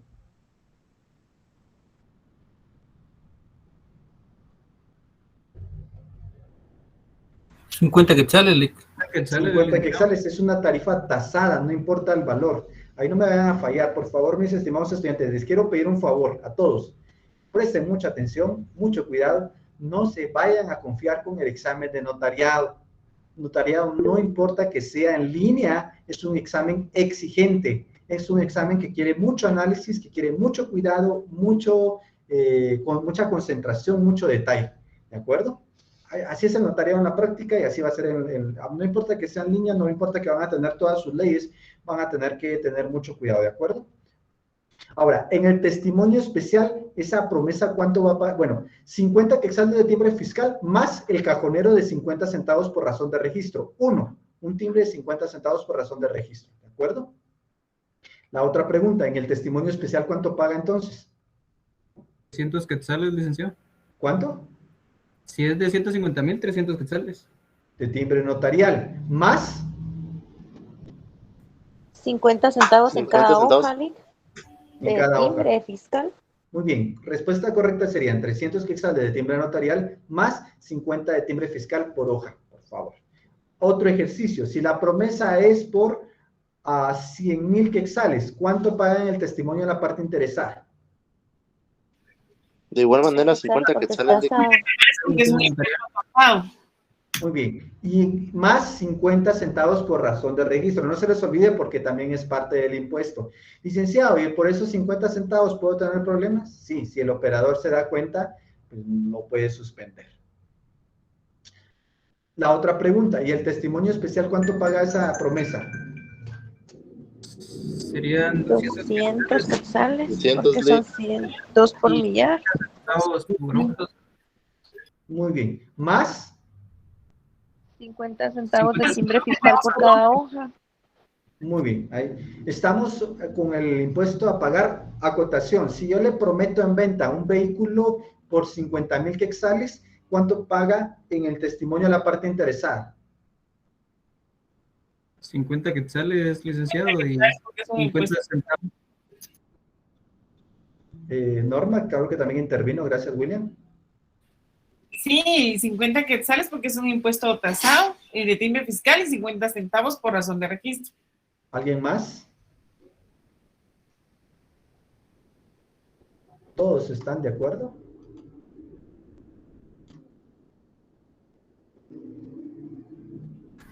¿LIC es en documento privado o en escritura pública? Pensemos que fuera una escritura pública.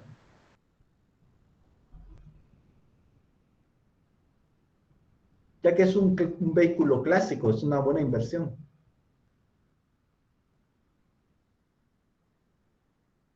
No paga, LIC.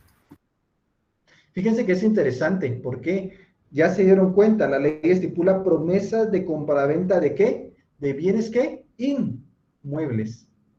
Esto estaba viendo yo, son inmuebles y aquí era bien mueble. Así es.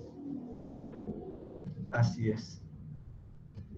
Muy bien. Y no podemos decir que en ese momento va a pagar el impuesto como tal, porque la SAT establece que en caso de vehículos, la compraventa de vehículos, pues paga a través del formulario SAT. Entonces ahí no había una doble tributación. Considero que en este caso no está afecto a pago de impuestos. Porque alguien dirá, no, pues entonces aplicamos la regla que es un contrato civil. Sí, pero si pagaría entonces sobre el valor de la promesa, que por ejemplo es un vehículo, entonces ahí o pago ese impuesto o pagaría el impuesto de traspaso de SAT. Entonces habría una doble tributación. Muy bien, solo es un pequeño comentario, puede hacer que se los encuentren o que se los hagan en el privado. Salimos del tema de la promesa. Pregunto, ¿estamos bien con la promesa? ¿Todo bien? Bueno, pasemos a testamentos. Pregunta de testamentos. Vamos con pregunta de testamentos. Espero que hayan visto la actividad, la conferencia. Por lo menos vamos con lo básico de testamentos. ¿Hay dudas de testamentos?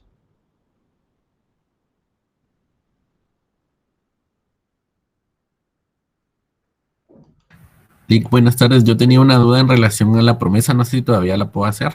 Por favor, Milton. En la cláusula donde se pone que la promitente vendedora se tiene que realizar la escritura al vencimiento del plazo, no se tiene que señalar un plazo para eso, por ejemplo, en un plazo que no exceda de 5 días al terminar el contrato o algo así, sino que se deja abierto, pregunto. Pues tendría que ser al vencimiento del plazo, pero puede ser que al mismo momento se estipule que el pago se dé al vencimiento y que la escrituración dentro de los 5 días siguientes. También se puede estipular pacta sunt servanda. Ok. Muchas gracias, Lic. Muy bien. Pregunto si hasta ahora ha estado estable la señal. Yo pues considero que sí mejoró bastante el internet, que había estado la semana pasada y como les decía, me tocó cambiar cables y ver, y al final me comentaron que el técnico de Tigo, que es el que tengo, que era ese inconveniente. Muy bien, vamos entonces con lo que es testamentos. Vamos a ver acá, testamentos. Vean la clase, o sea, esto es introductorio. Considero que para nivel básico también es muy importante que vean el video, ya se los dejé. Vamos a observar, cuando hablamos de testamentos, hablamos de testamento común abierto, nos vamos a enfocar en el artículo 42, que están todas las formalidades. ¿Se recuerdan que hablamos de que habían 4 tipos de formalidades? Las formalidades generales, las formalidades... solo quiero ampliar el horario, porque si no me va a estar marcando acá, permítanme.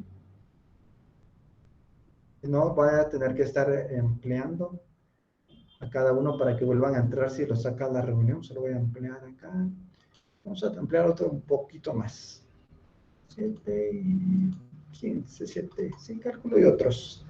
Vamos a dar un margen de 20 minutos. ¿Le podría repetir el artículo que dijo ahorita? 42. Muy bien, amplíe ahorita el tiempo del horario de la clase para que no los saque de la reunión o tengamos un inconveniente y no tengan que pedir permiso para volver a entrar. Entonces, en el artículo 42 tenemos 4 tipos de formalidades. Hablamos de generales, hablamos de formalidades esenciales, no esenciales y especiales. Especiales son las del artículo 42. Leamos el artículo 42.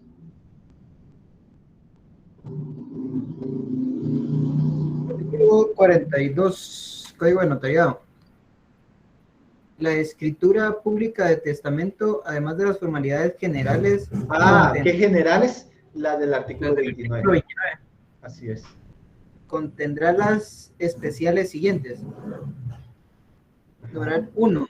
La hora y sitio en que se otorga el testamento. Muy bien, es importante que ustedes hagan mención de la hora y lugar en donde se otorga el testamento, tanto de inicio y de finalización. Por favor, hora de inicio y dónde están en lugar y de finalización. Muy bien. La nacionalidad del testador. Muy bien, nacionalidad, ¿qué nacionalidad tiene? No es lo mismo, les hacía la acotación al lugar de origen. En la conferencia explicaba que tuve un caso en donde la persona era originaria de México, nació en México, tenía nacionalidad de Estados Unidos y tenía domicilio en Grecia y se encontraba de tránsito en Guatemala.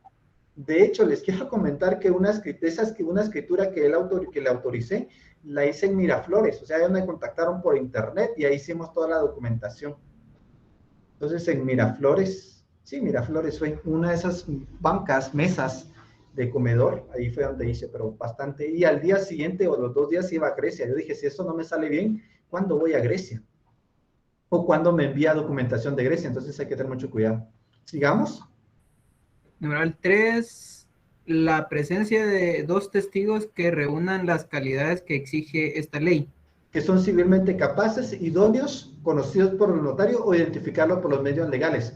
Está en el artículo 51, si no estoy mal, del Código Notariado, que establece lo de los testigos instrumentales.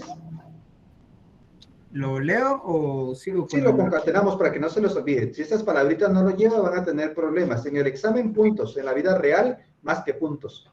Okay. Artículo 51. Ajá. El notario podrá asociarse de testigos instrumentales en los actos o contratos que autorice, pero si se tratara de testamento o donación por causa de muerte, está obligado a asociarse de los testigos que exige esta ley.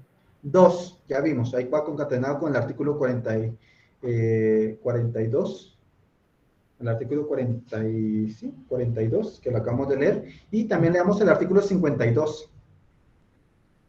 Los testigos deben ser civilmente capaces, idóneos y conocidos por el notario.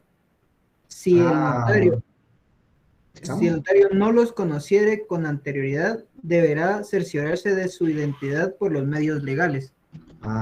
Muy bien. ¿Esto qué quiere decir? Cuando estamos redactando la introducción de este instrumento, no solo lo que vimos en la parte general, sino que también vamos a cumplir estas formalidades. Sigamos con el artículo 42. Cuarto, fe de la capacidad mental del testador a juicio del notario. ¿Qué quiere decir? Que no esté loco la persona, que no esté en una situación de incongruente o esté desvalido en alguna circunstancia. No, tiene que ser congruente, ¿de acuerdo? Sigamos. Quinto, que el testador exprese por sí mismo su voluntad. Muy bien, la voluntad del testador puede ser manifestada de 2 formas, en forma oral o por medio escrito.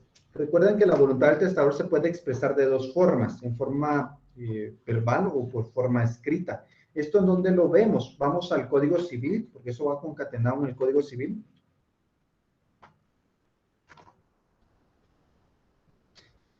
Pregunto, ¿ya la mayoría vio la conferencia? No conferencia, sino yo traté de hacerlo más como clase. De los testamentos, por favor, si no lo han visto, por favor, véanlo, es parte del contenido. Yo traté de hacerlo pensando también en ustedes, o sea, estaba exponiendo, pero traté de hacerlo en una forma didáctica para que también fuera desde el que nunca ha visto un testamento. Entonces me enfoqué en cosas ya complejas, pero partí de conceptos muy básicos. Vamos con preguntas, no sé si se hace referencia a lo que estamos viendo del testamento. María Luisa Chávez. Solo quiero cerrar esta idea. Solo permítame, María, ¿no? Que para no perder el hilo conductual y no dejarles en el aire con el artículo, que ya no se los dije. El artículo donde pueden entregar su voluntad, ¿en qué formas? Puede ser artículo 956. Damos lectura para cerrar ese hilo conductual o ese orden de ideas. Artículo 956, Código Civil. El testador puede entregar al notario la minuta de sus disposiciones testamentarias o manifestar de palabra su última voluntad. Muy bien, hay 2 formas, entonces, ¿cuál puede manifestar su voluntad? Es decir, mire, licenciado, esto es lo que yo quiero que se establezca o se lo establezco de palabra, ¿de acuerdo? Pero de alguna forma tiene que ser manifestación de la voluntad. Manifestación de voluntad, o sea, que al final tiene que ser manifestación. A ver si vamos con María Luisa. Sí, licenciado, buenas noches. Buenas noches, doña María.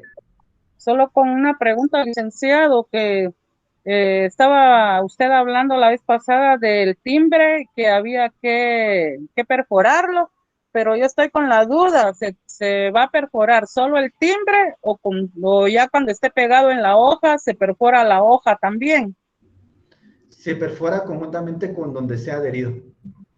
Ah, muy bien. Gracias, licenciado. Sí, puede ser el sello profesional o la ley estipula que se va a perforar. Primero se haría el timbre y ese momento es inutilizado. Muy bien. Gracias, licenciado. A la orden, Nieves. Buenas noches, licenciado. Disculpe una pregunta. A mí me da causado que usted en la conferencia decía que habían personas que llegaban y decían, no, que yo quiero dejar mi tele a tal fulano, a la refri a tal fulano. Eso sí se puede dejar en el testamento, los bienes muebles. Sí, también se pueden estipular en forma testamentaria, aunque hagamos mención que esto pudiera en algún momento sumar el activo o estipularse de alguna otra forma. Lo que es más conveniente a veces, ahí sí se pudiera en cierta manera, como no se inscriben en algún registro público, pues hacer valer su voluntad en cierta manera, o sea, si se pudieran y deducir del pasivo a través de una declaración jurada, donde ya no son los bienes. Hay salidas para poder no pagar el impuesto, pero sí se puede. Licenciado, otra pregunta. Digamos que se hicieron varios testamentos, pero un testamento antiguo sí incluye un bien y el testamento nuevo, digamos que se le olvidó incluir ese bien. ¿Podemos regresar a tomar la cláusula del testamento anterior para que no quede ese bien inmueble intestado? Depende cómo sea la redacción del último testamento. Si él estipula que revoca totalmente todos los testamentos anteriores, ahí sí ya no. Ah, muy bien. Gracias, licenciado. Ahora, si él establece que revoca las disposiciones contrarias o distintas a lo que se estipula en el presente testamento, pudiera ser que sí se haga valer, porque son otras cuestiones distintas, o sea, de manera que él está regulando ese testamento y deja vigente cualquier otra disposición sobre bienes en testamentos anteriores. Entonces, habría que ver bien para hacer un buen estudio de testamento. Ya una última pregunta. Cuando uno, no me recuerdo muy bien la palabra, rechaza tajantemente, se puede rechazar tajantemente a un hijo póstumo. Rechazar. Ajá. Por ejemplo, él no sabía que iba a tener, que cuando él falleció no sabía que iba a tener otro hijo. O sea, él otorgó un testamento, le voy a poner el caso, otorgó un testamento y él fallece, pero antes de fallecer él engendró, tuvo un hijo y pues y está por nacer. ¿Qué pasa él si no se menciona en el testamento? Es la pregunta. Sí, perdón. No se menciona, bueno, entonces ahí sí vamos a aplicar lo referente a lo que estipula la ley. Nos vamos al artículo, les hago la acotación.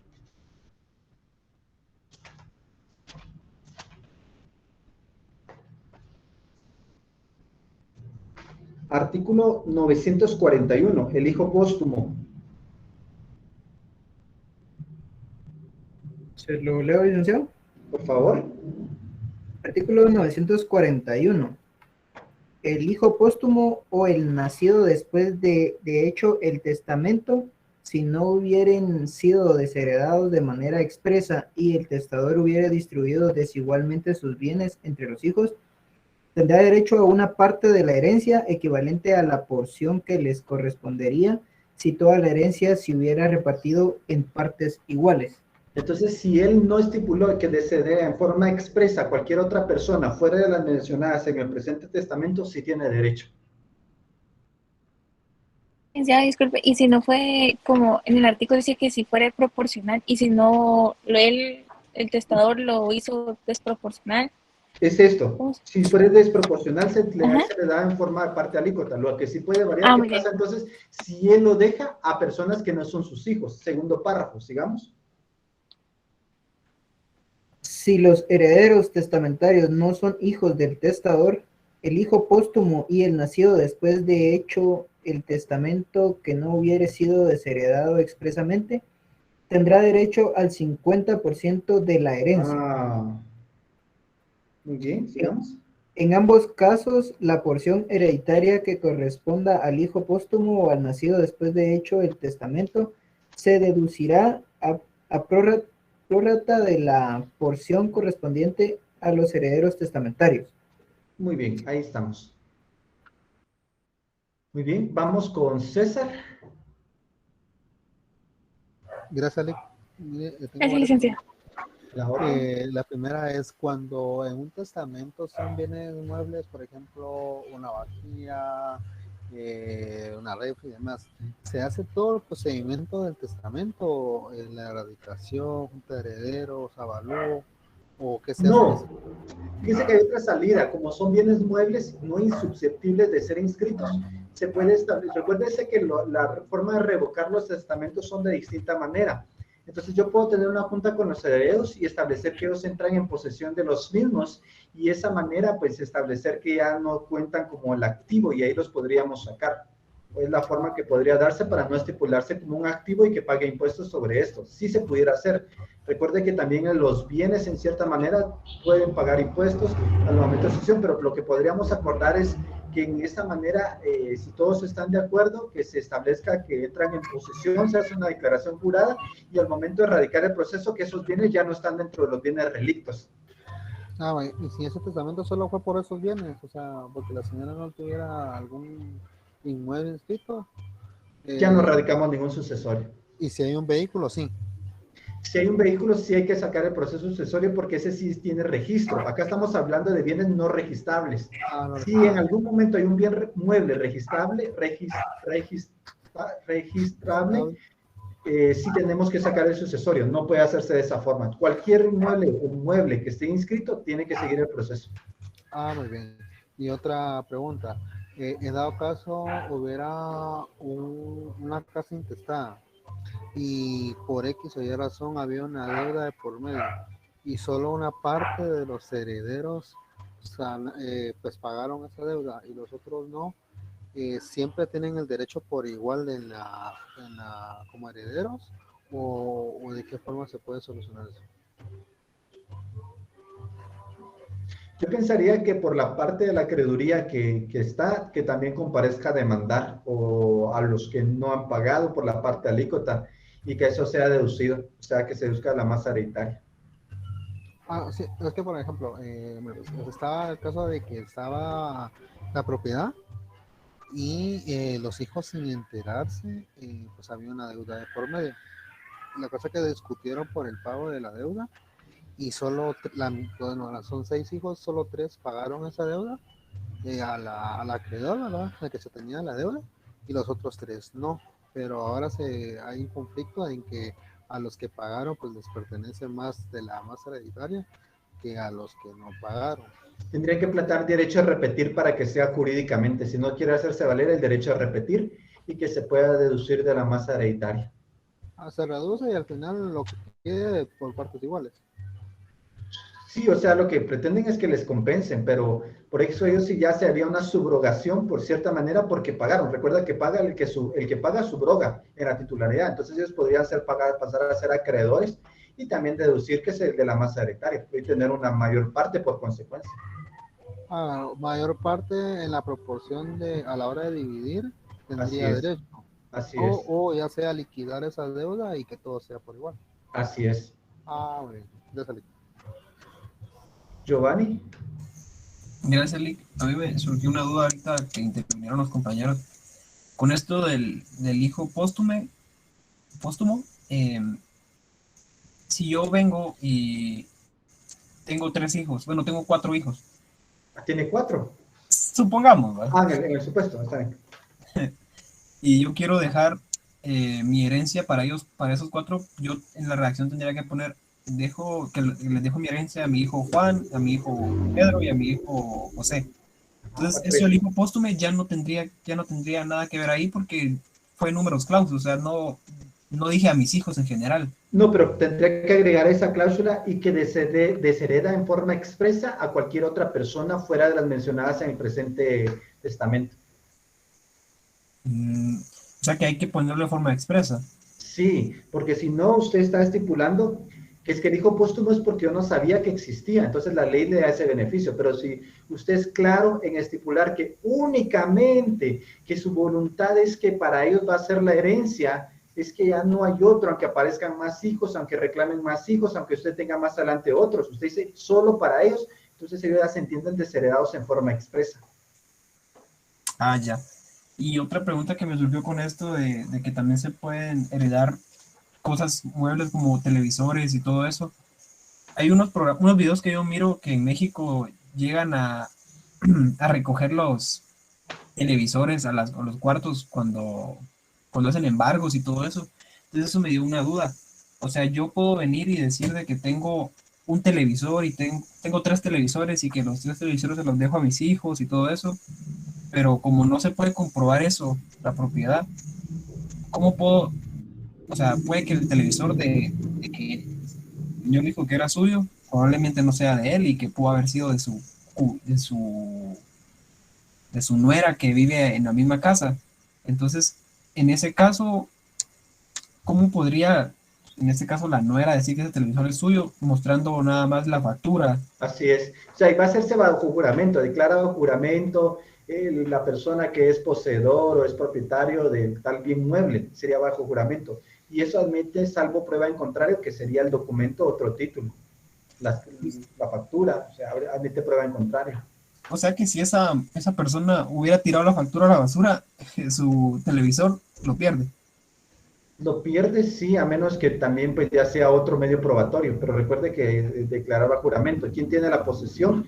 Pues habría que ver otros elementos. Hay forma, pero habría que ver, o sea, sí, en determinado momento ver elementos. Sí, por eso mi duda era si no había algún artículo que dijera que las cosas que estén dentro de la propiedad de una persona se presumen de su propiedad, o sea, o algo así, ¿no? No, a menos que sea el menaje de casa, porque si estamos hablando del menaje de casa, no me corresponde a mí, como varón. Gracias, Vic. Por ejemplo, si yo compro el día de hoy una refrigeradora, ¿es mía la refrigeradora, Giovanni? Si usted la compró, sí, si tiene la factura, sí. Pero es mía, yo estoy casado. Ah, bueno, sí, no. Depende de cómo toman las capitulaciones. No, ahí no depende ni del régimen de nada, o sea, no es mía. O sea, los que somos casados compramos el menaje de casa, no es de nosotros. El menaje de casa corresponde a la esposa. Así es. Eso le iba a preguntar yo, que en el caso de las 3, el menaje le podría reclamar la esposa, ¿verdad? Así es. Ahí estamos, es por disposición legal. O sea, si hoy compro una licuadora, fíjense que me pasó algo curioso y como se los quiero comentar. El día de la semana pasada yo puse mis hojas de protocolo por una cuestión de cabeza, o sea, una que yo puse dentro de mi archivero, puse de cabeza las hojas, normalmente pues van, pero eso causó que el espesor, como son bastante pesadas, hicieron pequeños dobles, y cuando iba a imprimir, ese espesor hizo que la hoja se me doblara un poco, o sea, causó un poco de curvatura, y no miran que se me trabó la hoja de protocolo en mi impresora. Entonces sí, ya me quedó de experiencia. Cuando tengan protocolo, traten hasta de poner siempre las hojas en pie, porque el espesor mayor queda abajo, y cuando se ingresa la hoja, pues no afecta, pero si van y las guardan o las archivan por error para abajo, el espesor hace que se doblen un poco. Entonces, cuando impriman, se traban las hojas. Así me quedó de experiencia. Y lo que tuve que hacer para no irme a enmienda de protocolo por no utilizar esa hoja, me tuve que ir a traer una plancha y planchar bien para que no se trabara. Y fue la solución. Le puse un pequeño refuerzo arriba y pues ya pasó bien en la impresora. Y estuvo la situación. Claro, tuve que cancelarla porque sí estaba un poco la hoja, tuve problemas después con la impresora, que también tuve que mandarla a limpiar. O sea, sí fue una situación que se me fue complicando, pero sí les comento. Como por si algún día les sirve. Vamos con las últimas preguntas. Ya nos pregunto, de cuanto a testamentos, ¿habrá posibilidad que el día jueves continuemos? Pregunto, si no les afecta, o de repente hacemos un repaso el sábado. No sé cómo estarán de tiempos, también podría apoyarles el sábado. Vamos a ver cómo estoy yo de agenda. Luis Reyes, vamos con Luis Reyes. Sí, buenas noches. Permítame, mi estimado Luis, solo les pido que los que van a preguntar, tratemos de concretizarnos para que podamos tratar de aprovechar los últimos minutos de la clase. Entonces, lo más concreto en sus preguntas, por favor. Y Sí, puntuales en el tema. Solo con la pregunta esa del hijo póstumo, bien se podría dar el caso ahí de la aplicación de del reconocimiento de preñez, por si la esposa del señor no quedó embarazada, pero él nunca supo. Para poder hacer ese proceso. Sí, pero eso aplica más para el proceso intestado. Si no otorgó testamento y que sea reconocido como hijo, como tal, sí. Igual forma en el testamento, pues sí nos serviría en algún momento, si existe testamentario, para ver la legitimación del hijo, también nos serviría, sí. Sí, en los dos. Muy bien, gracias. Josué Rafael. Licenciado, muy buenas noches. Esa es una pregunta con un pequeño caso. En una ocasión escuché a un licenciado con el que yo pues estuve haciendo unas pequeñas prácticas y trabajando con él, de un señor que llegó y que quería saber qué podía hacer para evitar que él no estaba seguro si tenía hijos fuera del matrimonio. Entonces él quería disponer de los bienes, entregándoselo a sus hijos dentro del matrimonio, pero por no estar seguro si tenía otros, para evitar cualquier tipo de inconveniente, el licenciado con el que yo trabajaba le recomendó hacer compraventa con sus hijos, que le dijo textualmente que mientras él estaba vivo podía disponer libremente de sus bienes, y que en este caso, si apareciera algún hijo póstumamente de que él muriera, no iba a tener ningún derecho. ¿Es eso correcto? Sí, sí es correcto, aunque en forma testamentaria también, no, bueno, evitar el proceso sucesorio. Pero lo que pasa es que la compraventa hay una simulación. Yo mejor le hubiera recomendado una donación entre vivos, a título gratuito, porque la donación entre vivos todavía tiene el beneficio de la gratitud. Si no le compensan en alimentos, se puede revocar la donación. Yo le hubiera preferido donación, aunque alguien podrá decir tengo derecho a demandar. No, pero igual uno puede donar en forma libre. Yo le hubiera recomendado la donación a una compraventa, en mi posición. Muchas gracias, Alic. William Ovidio. Sí, licenciado, solo con una consulta en cuanto a los testigos instrumentales. En el artículo 52 establece que si el notario no conociera a los testigos, deberá de identificarlos por los medios legales. ¿Esto se refiere a colocar el número de DPI, estado civil? No, solo identificarlos por medio de persona de conocimiento, regla general, documento personal de identificación, pasaporte o testigos de conocimiento, o ambos medios cuando lo considere notario. Eso es. Los otros medios de identificación no. No, eso solo es para el testador. Ok, gracias, licenciado. Muy bien. A mis estimados estudiantes, pregunto, ¿el testamento va a entrar en el examen? Sí, va a entrar en el examen. Entonces, para que lo repasen, vean el video. Si aún todavía tienen dudas, yo creo que el video quedó bastante bien, o sea, desde lo que mi punto de análisis traté de explicarlo, los aspectos. Si tienen dudas, todavía podemos ver el día miércoles, o si el día sábado voy a tratar de hacer tiempo, podamos repasar. No se confíen, hago la acotación, por favor revisen. También les mandé el material teórico, las diapositivas para que repasen. Si hay dudas también las estoy contestando, pero tenemos bonito material para el examen, a pesar de que apenas llevamos como 3 puntos de los que son del examen. Todavía nos falta bastante que abarcar, pero llevamos un bonito material. Entonces, por favor, estudien. No va a ser de mala fe de mi persona, no va a ser una intención de que no quiero que nadie gane, no. Lo único que el notariado es bastante exigente. El notariado estamos tanto sujetos nosotros como docentes, o sea, no estoy... Miren que yo no estoy exento de una suspensión. De hecho, hoy les quiero contar como último una experiencia que tuve. Anteriormente la guía de calificación registral era distinta, pero ahora entró un nuevo registrador general, el que antecedió al que fue nombrado en estos últimos días, pero él modificó la guía de calificación registral en algunos puntos. Y anteriormente, cuando alguien tenía una identificación de personas, solo se hacía constar en la escritura y era operable. Ahora no, hay que hacer la solicitud previa, según la modificación de la guía de calificación registral. Yo la verdad no había notado eso y pues me suspendieron por ese aspecto. Tengo que hacer primero la solicitud para poder ya proceder a la enajenación cuando tiene identificación de persona. Entonces son cuestiones que tenemos que estar actualizándonos.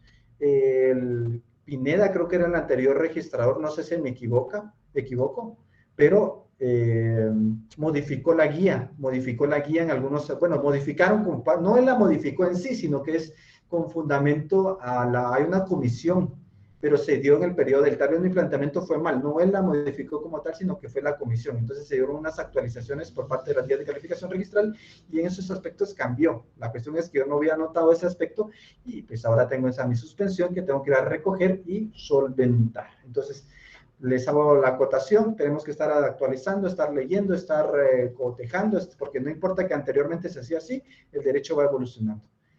Les deseo lo mejor, traten de estar concentrados esos días, que su señal de internet, que su teléfono para escanear, su aplicación, por favor. Los que son estudiantes míos, el semestre pasado, la misma metodología, platiquen con los que son nuevos. Si tienen dudas, mire cómo es la metodología, pues es escanear, enviarlo en PDF. Si en algún momento no les funcionó el internet, pueden acogerse a un examen extemporáneo, por mí no hay problema. Espero que también sea en forma oral, no hay problema, pero es comprensible. Y si alguien dice, licenciado, ¿qué pasa si yo me quebré la mano, si yo me lesioné la mano, o tengo problemas para escribir? También no hay problema, lo puede plantear y también se los puedo proceder a plantear el examen en forma oral, siempre que lo puedan acreditar, y eso sería. ¿Alguna inquietud, César? Nick, ¿siempre van a venir 10 variantes o va a poner más o menos? Fíjense que estoy pensando cómo poner más, pero por momento tenemos la posibilidad mínima de 10. Igual siempre esquemas, las estructuras como tal. No, esquemas ahorita no considero como tal, como en jurisdicción voluntaria, va a ser redacción. Sí, preguntas sobre los casos de obligaciones previas, posteriores, simultáneas, pago de impuestos, testimonios, casos concretos. O sea, sí tenemos un bonito panel de preguntas. Y igual, en caso que hubiera avisos a DICALI, a Catastro, ¿también entrarían? Podrían entrar también en alguna variante. Es que tenemos bastante contenido, bonito contenido. Y de eso que llevamos poquito. O sea, en el programa llevamos poquito, pero sí tenemos una buena palestra de contenido. Sí, ahora, bueno, ahorita hemos visto promesa, compraventa y demás, y ahorita con el tema del testamento, entraría un poco de solo el testamento como tal y la generalidad que pues tienen que tener conocimiento que es un proceso sucesorio. No voy a entrar a discutir tanto ese aspecto porque era del otro notariado, más acá el fondo del testamento. De hecho, en la conferencia, cuestiones muy breves toqué, no solo preguntas que me plantearon, pero no es el fondo de preguntarles tanto como esto. Sí, yo sé que ya lo saben, pero no me interesa ahorita evaluar el testamento. Está bien, muchas gracias. Claro, tienen que tener conocimiento de que es un proceso testamentario o intestado. Eso sí, me preocuparía si no lo saben. Tampoco no estoy diciendo que no lo tienen que saber. Sí lo tienen que saber, pero me voy a enfocar más en la redacción. Muy bien. Para servirles, vamos a terminar, yo sé, mis estimados estudiantes, que también tienen que estudiar para mañana y no me quiero extender, por lo menos no hoy. Tal vez el día jueves sí nos podemos extender más, que no tienen clases. Feliz noche y a estudiar. Éxitos en su examen de mañana. Que todo les salga bien. Gracias, Lick. Gracias, Lick. Feliz noche. Feliz noche.